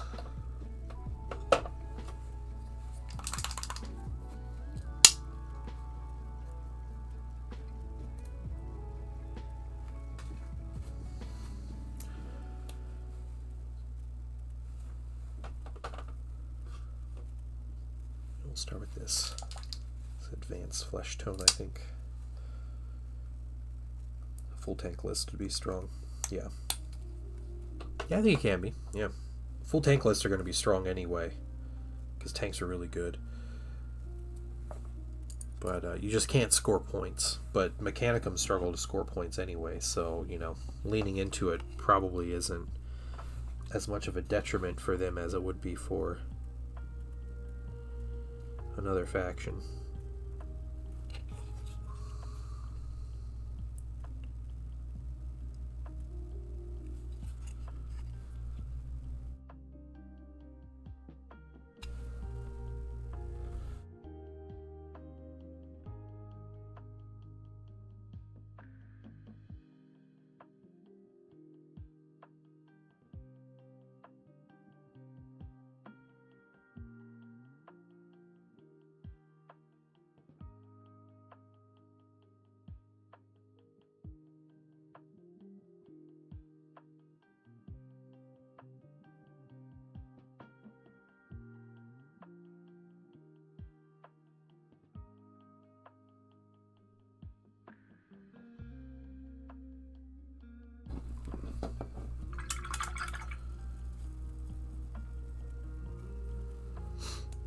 Oh yeah, yeah.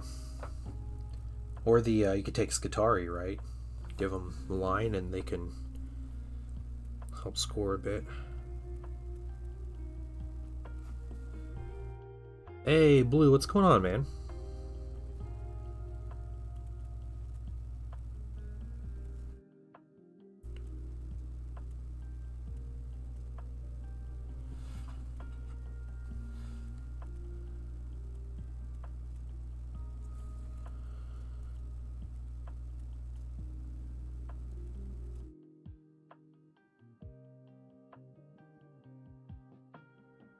Work is wild? Yeah. Welcome in.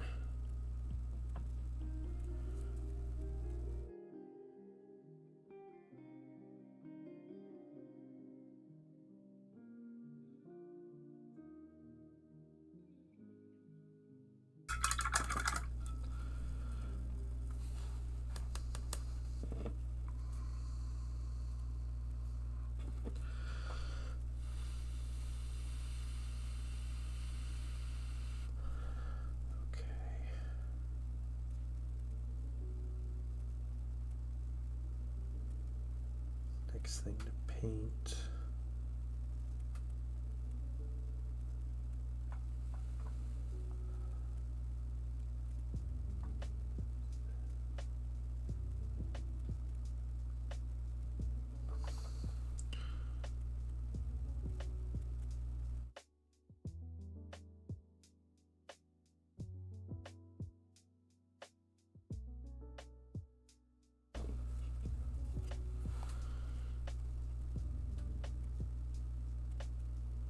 Hopefully the chillest stream on Twitch right now.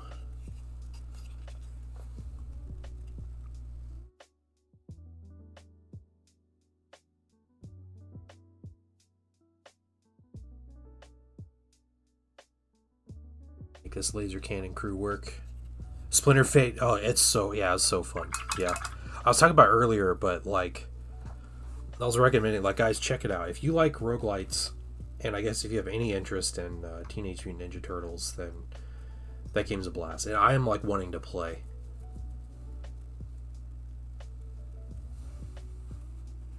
Yeah, the Skitarii they might be their own faction, Quishy. You have to ally in too, if they're not in your army builder. But yeah, they did come out in a journal. Yeah, it's a whole journal, the Skitarii, I think is what it is, like the of Mars or something. But yeah, I've been wanting to play that game all day. Fully voiced expositional dialogue. Yeah, so the worst part about that game is the amount of dialogue that's in it.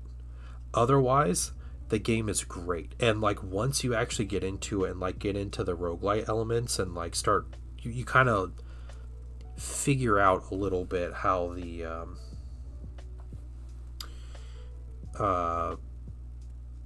upgrades work and how they kind of go together and everything, then all of a sudden that game just like clicked with me. I was like all about it at that point.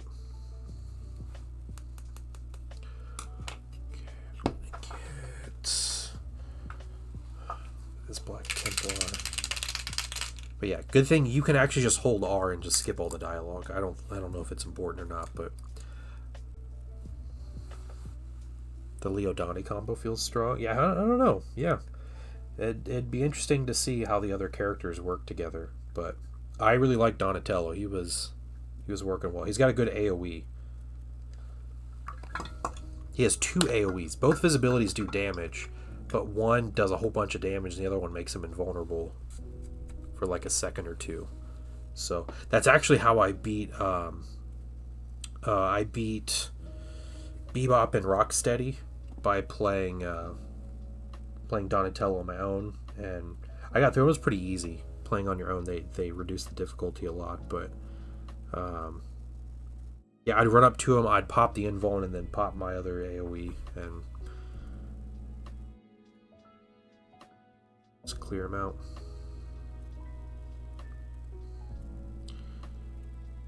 Okay, all these cables.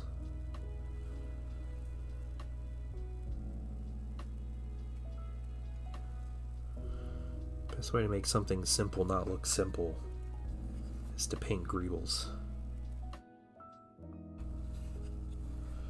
Yeah, we were, yeah.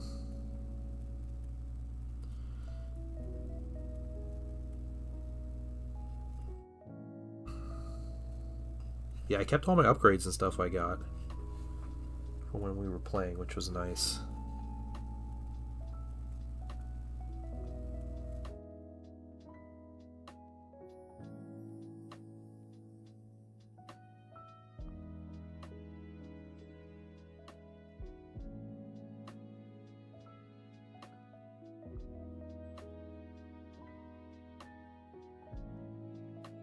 Yeah, that would really suck if they were. Okay, how are people painting?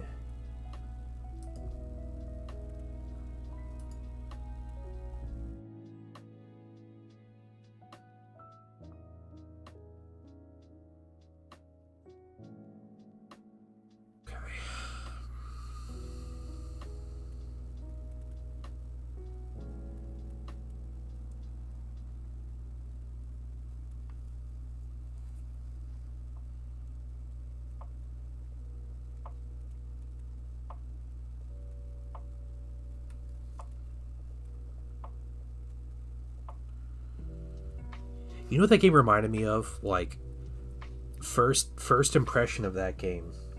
It made me think of which we just played recently. My family just played this recently. We went to a place that had an arcade, and they had it was a TMNT arcade that was up to 4 people, and you would go through rooms like that, and you would just run around and fight people basically. And at one point, you're on like a pirate ship, and you're fighting Foot Clan dudes on a pirate ship, and yeah, that game reminded me of that arcade in like a good way. I was like, oh, it's a cool updated version of this old school arcade, but then it has like all the other stuff to it that makes it more interesting.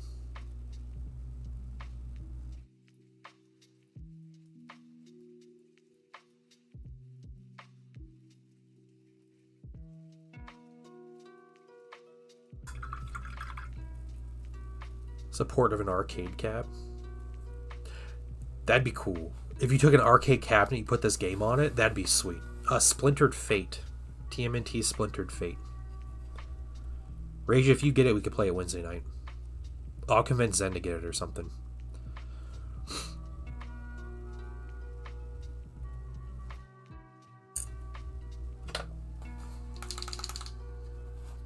Yeah, it's on sale right now.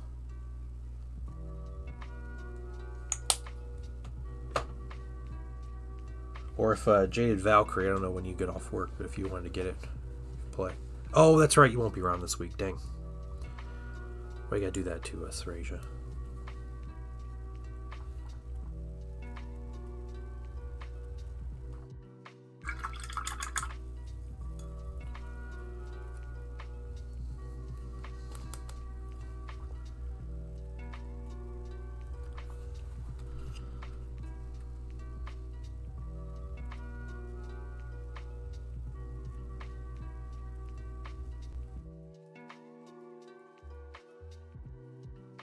So Zen doesn't normally like TMNT. He makes fun of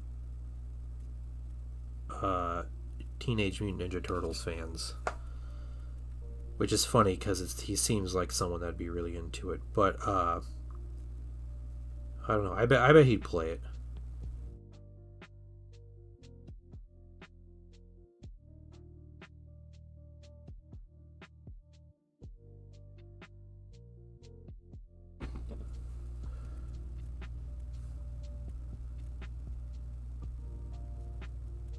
They haven't updated rules. Oh, okay. Quishy, in my opinion, the best place to get an army builder for Heresy is New Recruit. I think New Recruit stays up to date more than anything else.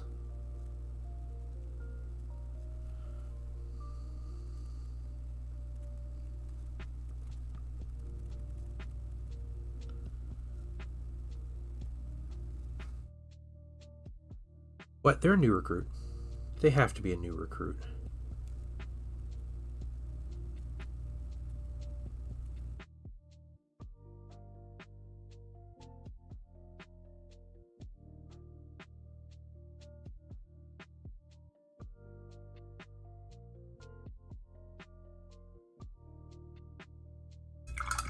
Now I feel like I need to check this.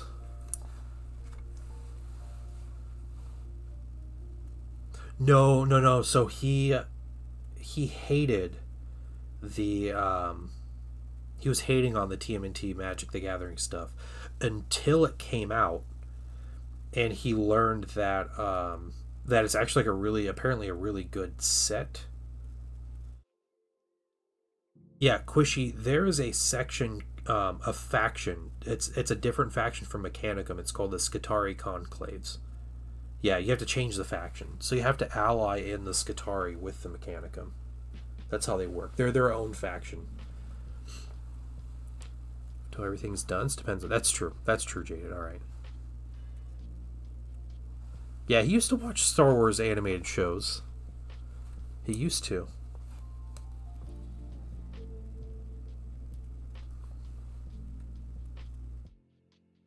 That's fine. Can't all like the same things, I guess.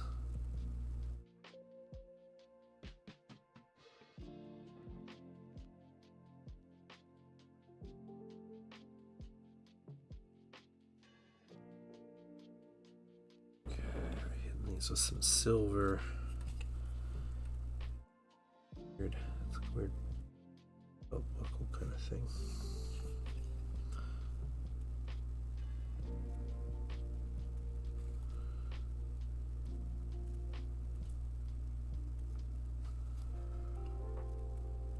See what in that game. Yeah. If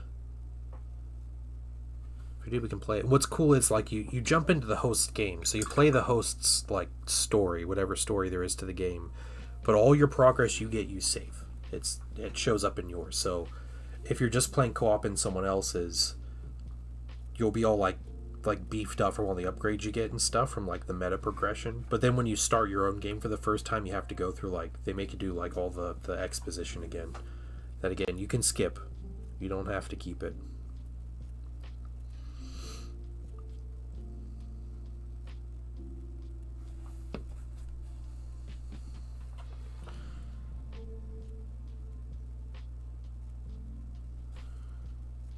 Go.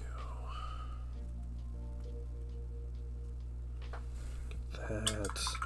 These guys are looking good. I'm liking the colors on these minis.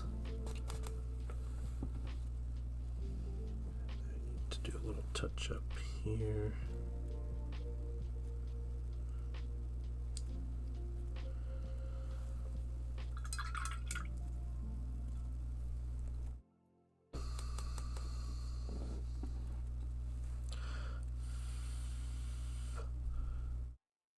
Yeah, Blue found that, and it was honestly it was a great find. So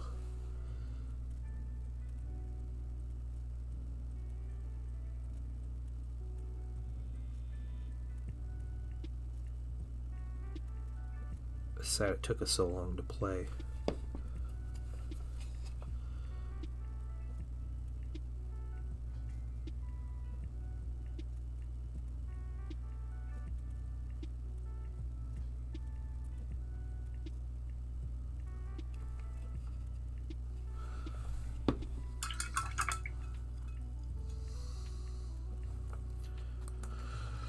Okay, get some red and some blue.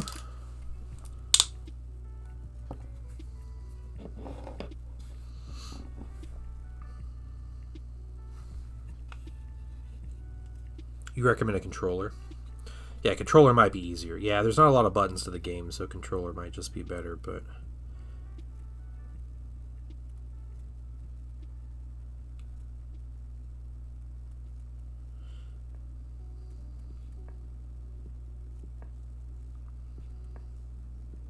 I need to go through the settings, the control settings for that game, because I bet I can adjust some things.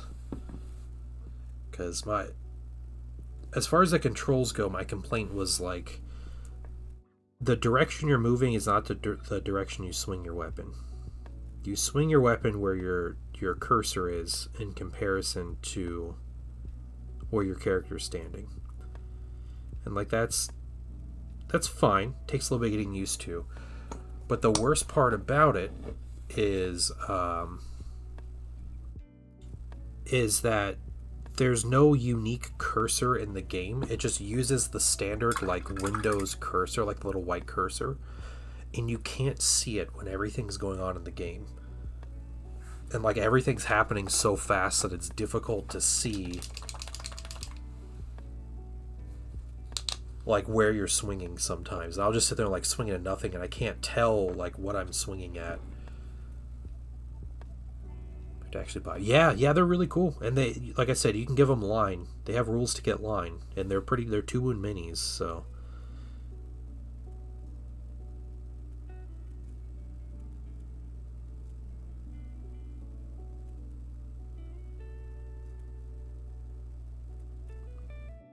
That dude's got a Russian flag on him.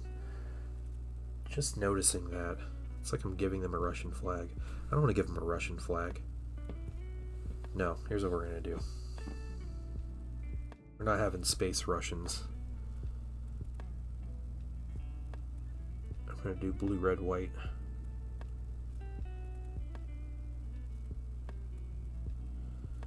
Then we'll grid it up a little bit.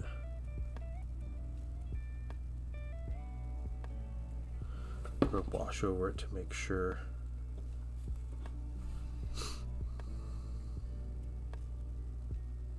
Nice try, AMG. Trying to get me to paint Russian flags on my minis.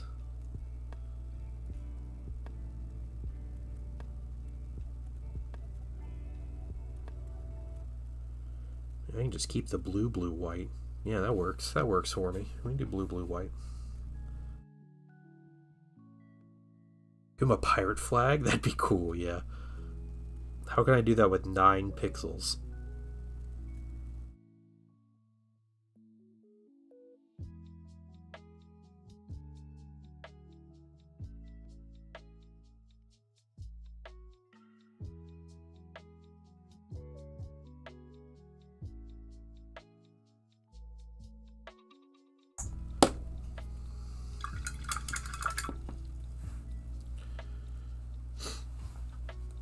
Far, far away. There's no escaping the Russian winter. Yeah.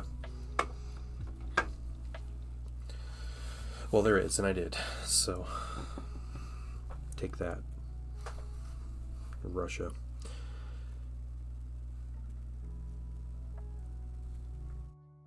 These look great. I'm liking how these minis are looking. I need to do a little bit with this. So let's get...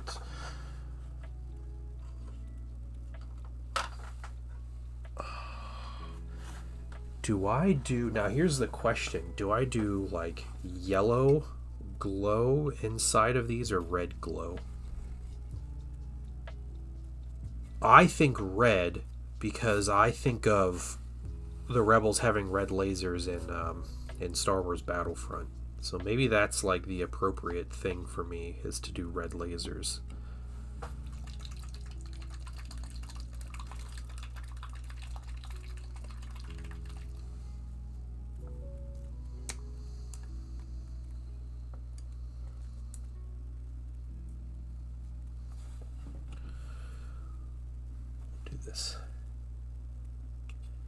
Hand-drawn clear red here. I want to put it on really thin, but this hand-drawn clear red does not want to go on thin. I should use the glaze.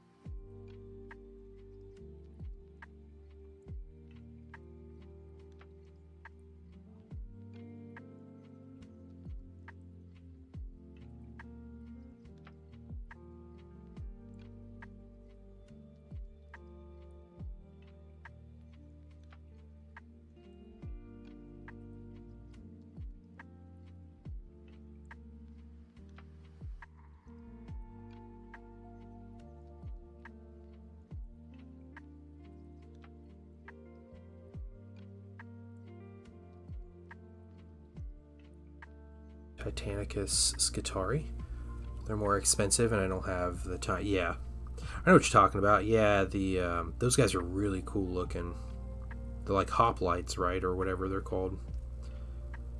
Those are cool minis, but I get it. Yeah.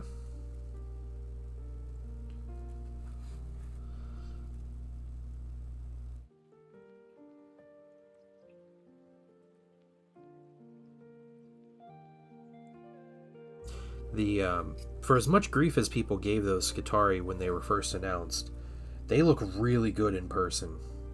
They're mean looking in person, which is great. It's just what you want. Like, yeah, GW apparently is really bad at taking good photos of minis. Just can't get away from like making fun of stuff because they look goofy.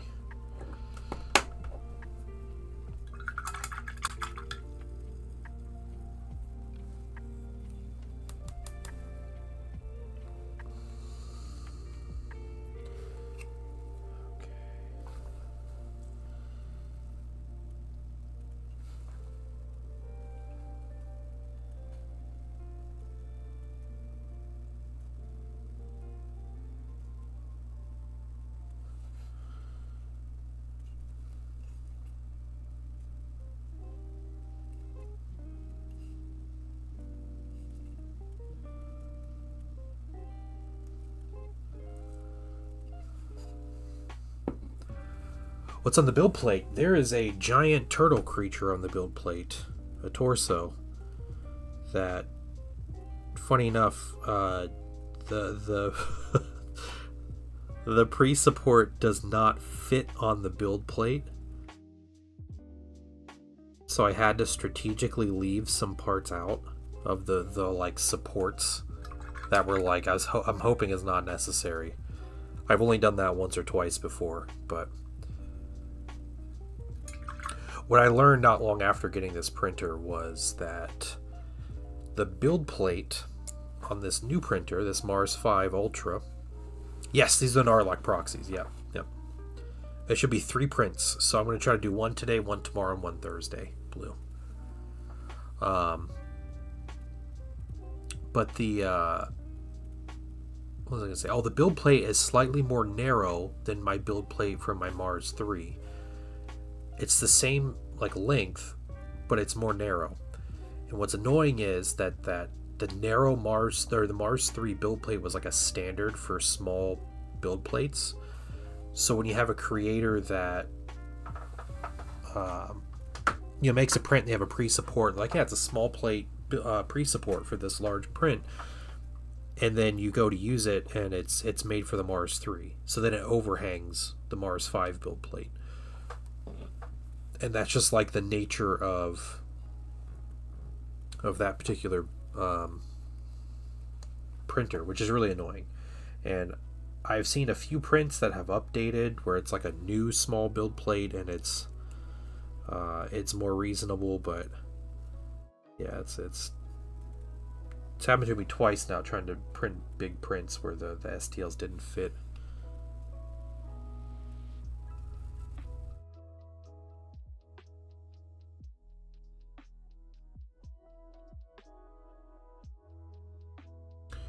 Yeah, I'm excited. This is a print for Crucial Blue, guys.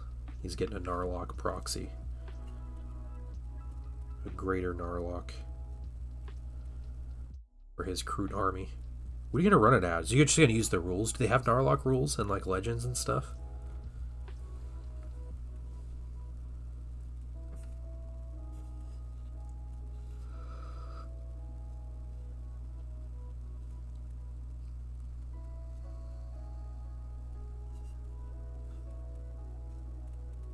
Oh, yeah, no problem, Quishy.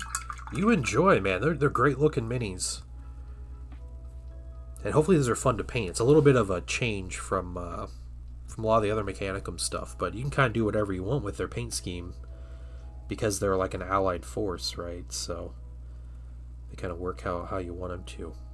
All right, well, guys, I think that this is looking pretty good.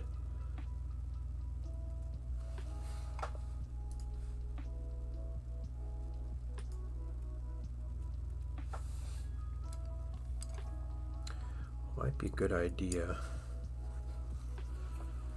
is to take this red here and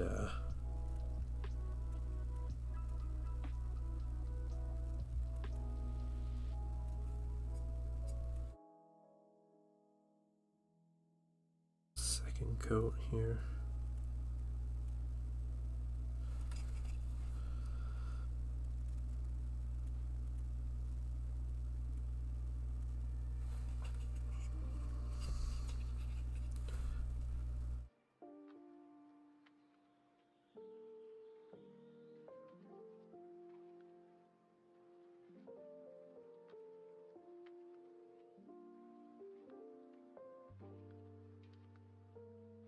Lights are yellow in the turret. You know, I'm doing red because of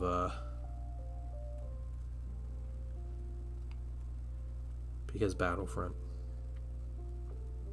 This particular gun might have yellow guns in Battlefront too, but I like the red. It stands out well. And if I hate it, I'll change it later. Thank you for checking, though.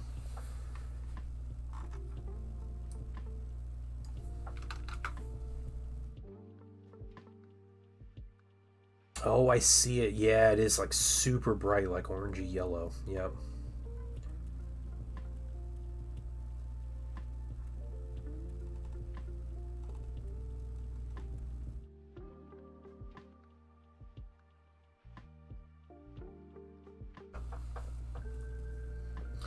Okay. A couple things need to happen with this mini.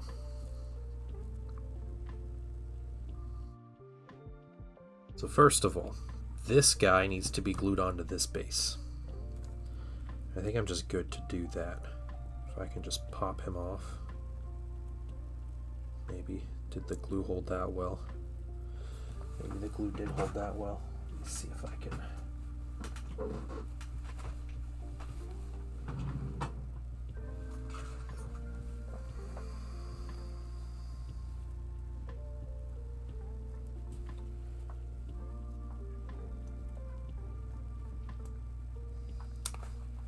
Okay.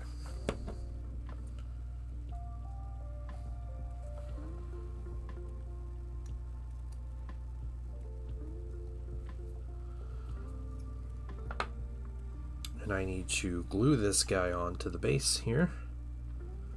So he'll be about right there. Both being white hot, grade to red is a neat detail. Oh yeah, okay, okay. I'll take it.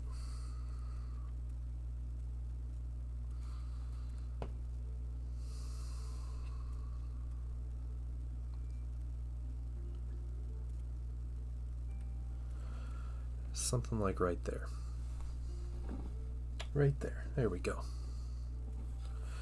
This mini has a huge base for what it is. It's kind of funny. I feel like they could have used a size down base.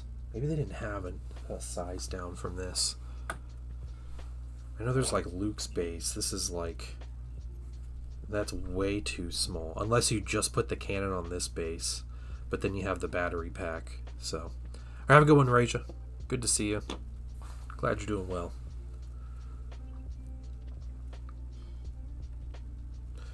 Just lean into Cybernetica and run pure robots. Yeah, yeah. That's something great about the Mechanicum is like you can just kind of like flip a switch and like choose. It's funny for Mechanicum, but you can have like completely different style armies. You know, like swarms of tech thralls and infantry, or just straight like big robots, or tank focus, or the Myrmidons are crazy, like weird body horror, but like elite dudes. There's the Skitarii, there's all kinds of stuff like that. You can do like Dark Mechanicum insanity stuff.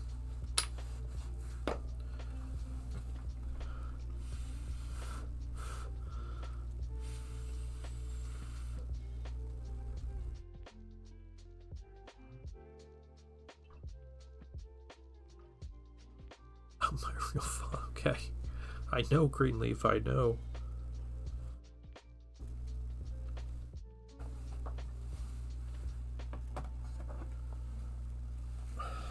Okay.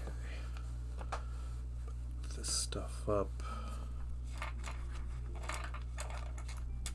This little thing out, and I was using this, this is my color I was using, starting with the Russian Mud from Vallejo. I guess I...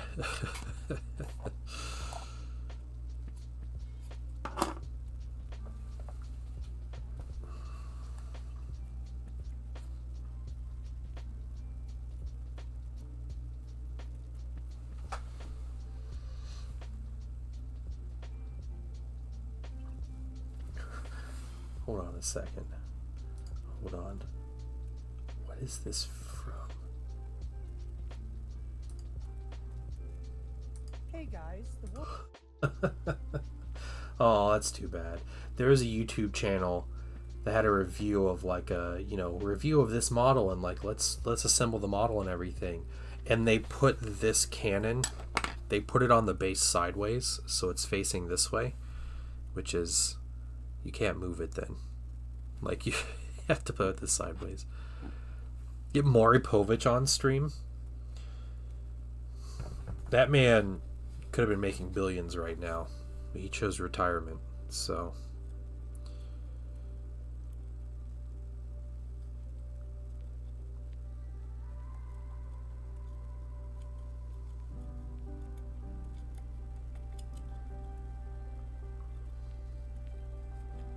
This spudger is probably the greatest tool that I have for hobbying.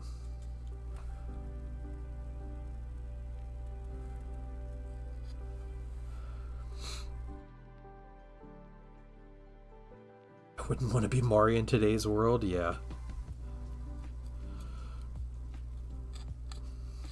You apparently don't like money.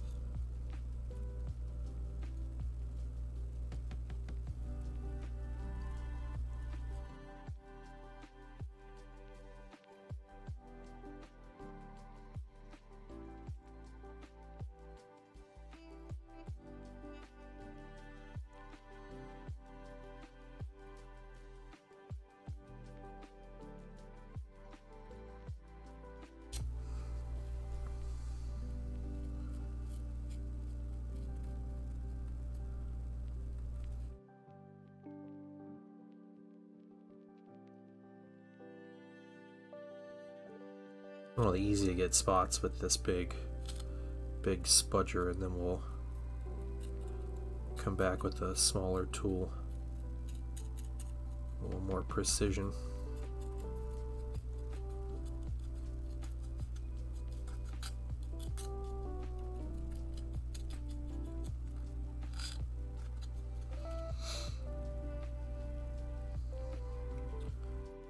Spudger, yeah, it's what are other people calling it? It's like a I got it when I was working for a computer repair company, but they would come in as these kits with yeah, when I was studying for like my CompTIA exam and stuff, I think that was when I first heard the term spudger. Because the dude I was studying with kept like referring to like these tools, and he's like, "This is the best tool that you'll use when you're, you know, working on a computer or whatever." But whenever you'd get replacement screens for laptops, every screen would come in with a kit of 3 tools, and there was a little screwdriver, there was a spudger, this nice like metal spudger, and then there was a pair of precision tweezers. And my company I worked for, they would literally just throw them away when they came in.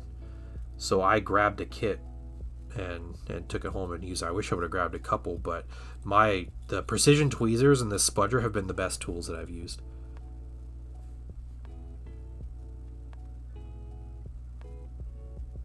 It's pry bar for taking a PC, but it's plastic. Yeah, this is metal. This is a metal spudger.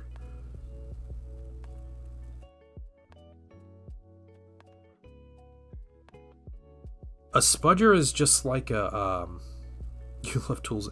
Yeah, so a spudger, it's not a screwdriver. It's almost just like a... It reminds me of like a craft knife, but it doesn't have a sharp edge. It's just like, it's a pry tool. Yeah, it's just like a little pry tool, yeah. And it's very durable. Like, it's a really strong piece of kit to be using for like hobby stuff. So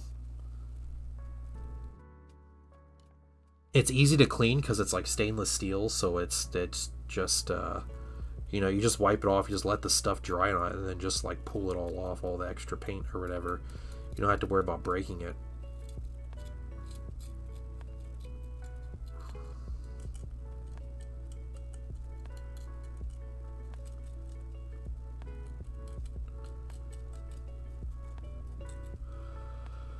It's a mini crowbar, yeah.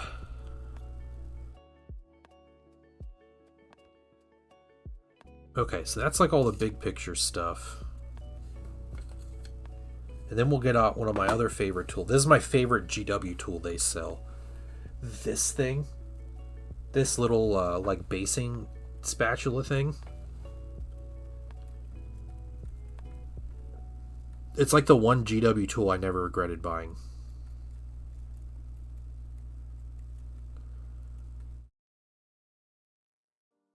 Probably had this thing for 10 years. It's still going. It's got just a little bit of flexibility in it. And it has like a precision side and like a wider side.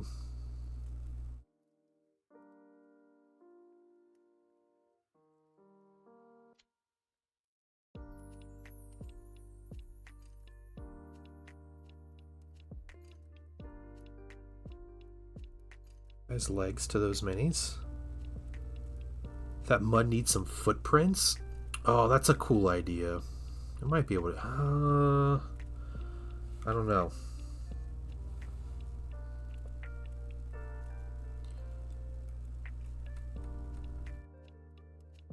I can clear it out. Fine, that's a good idea, though.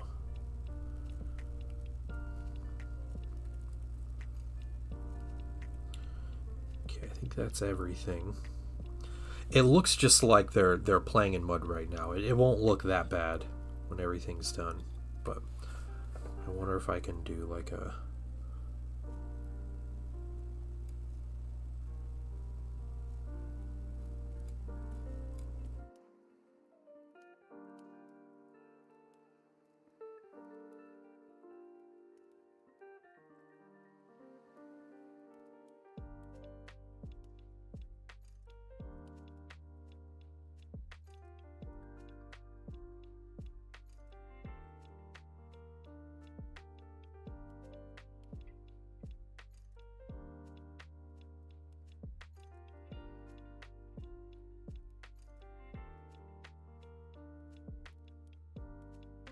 something like that.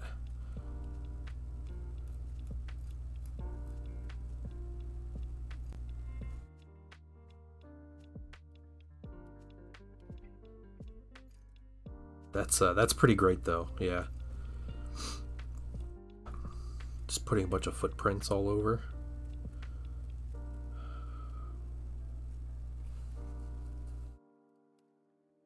Yeah, and like this guy, I don't think I'm going to do it for this guy. I'll keep the footprints on here. But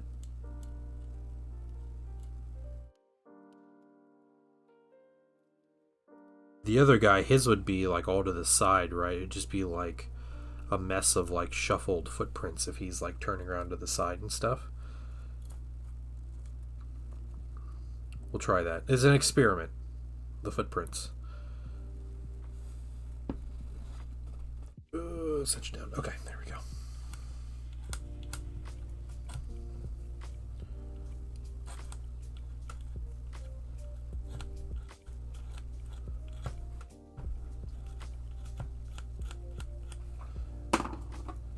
Just scrape these tools off. No big deal. Yeah, and then eventually, you know, we dry brush and everything, and the mud ends up looking like dirt. Like this, and then we add snow effects and stuff, and so it ends up looking like this. And this snow effect, it's a Gale Force 9 like snow. It's like a blended foam, and then or a blended like plastic or something. But then I just used a liquid super glue. The gel super glue doesn't work as well. I use a liquid super glue, and I put it on there, and I just like cover it with that stuff, and it soaks it up and hardens and everything, and it looks kind of like a thinner-ish snow. And you can put extra layers to make it thicker and everything, but yeah, that's what that is. Just super glue, and then this stuff here. I have it in like a little container on its own. I think it was Gale Force 9, but it's not a static grass. So I know GW sells snow, but it's actually static grass, which is janky. But this stuff is just straight up powder.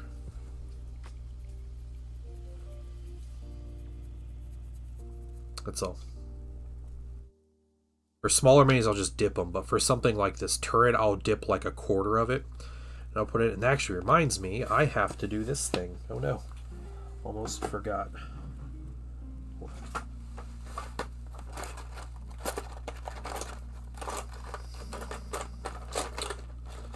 I would have been sad if I forgot this.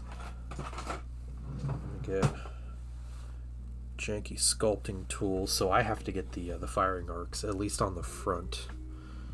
So we look, I have a notch right there. Okay. Set this down, I'll show you guys. This is one of the reasons why it's important to paint this before I put this stuff on.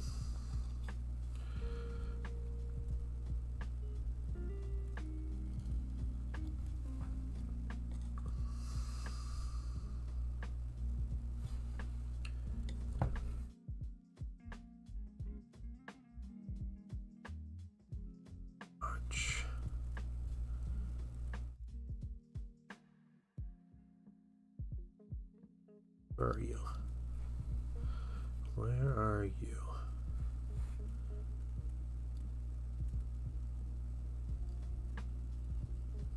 Right there.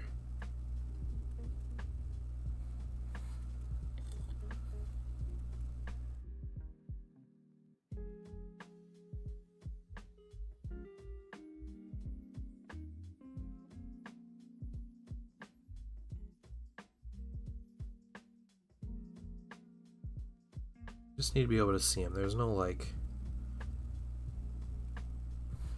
measuring tool.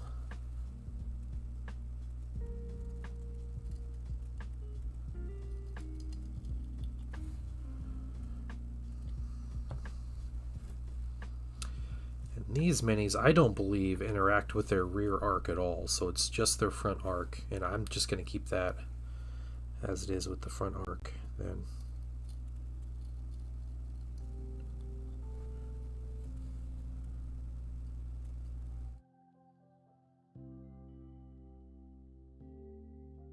Then you can see the arcs. Yeah, look good with some snow on the base. It'll look good.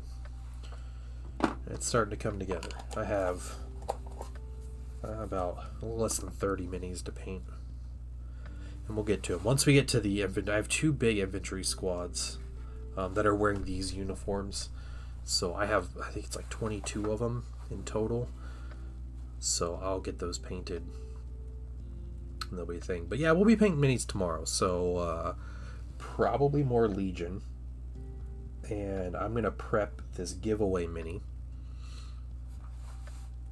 so we can do a giveaway, and I think that'll be Thursday. We're gonna do a giveaway, so an April giveaway. All you have to do is show up and comment, say hi, hang out. That's all you need to do to be entered into the giveaway. And yeah, it should be a fun time. But I'm gonna call the stream there, guys. I'm gonna say we're done. We got good highlights on these minis. Yeah. Don't let blue down, everybody. Show up to the giveaway stream.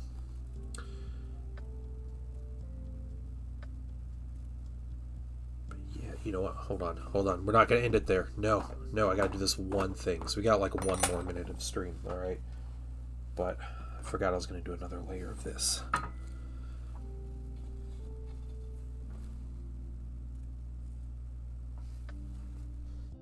want this to be a stronger red.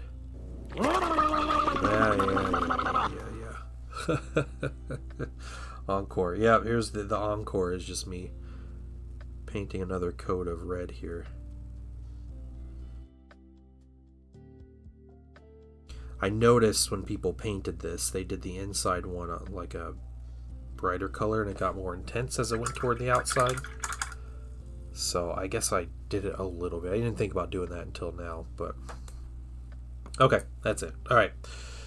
You guys have a wonderful afternoon, wonderful Tuesday. I will see you all tomorrow morning, 11 a.m. Eastern Daylight Time. And, yeah, thanks for the bits. Thank you.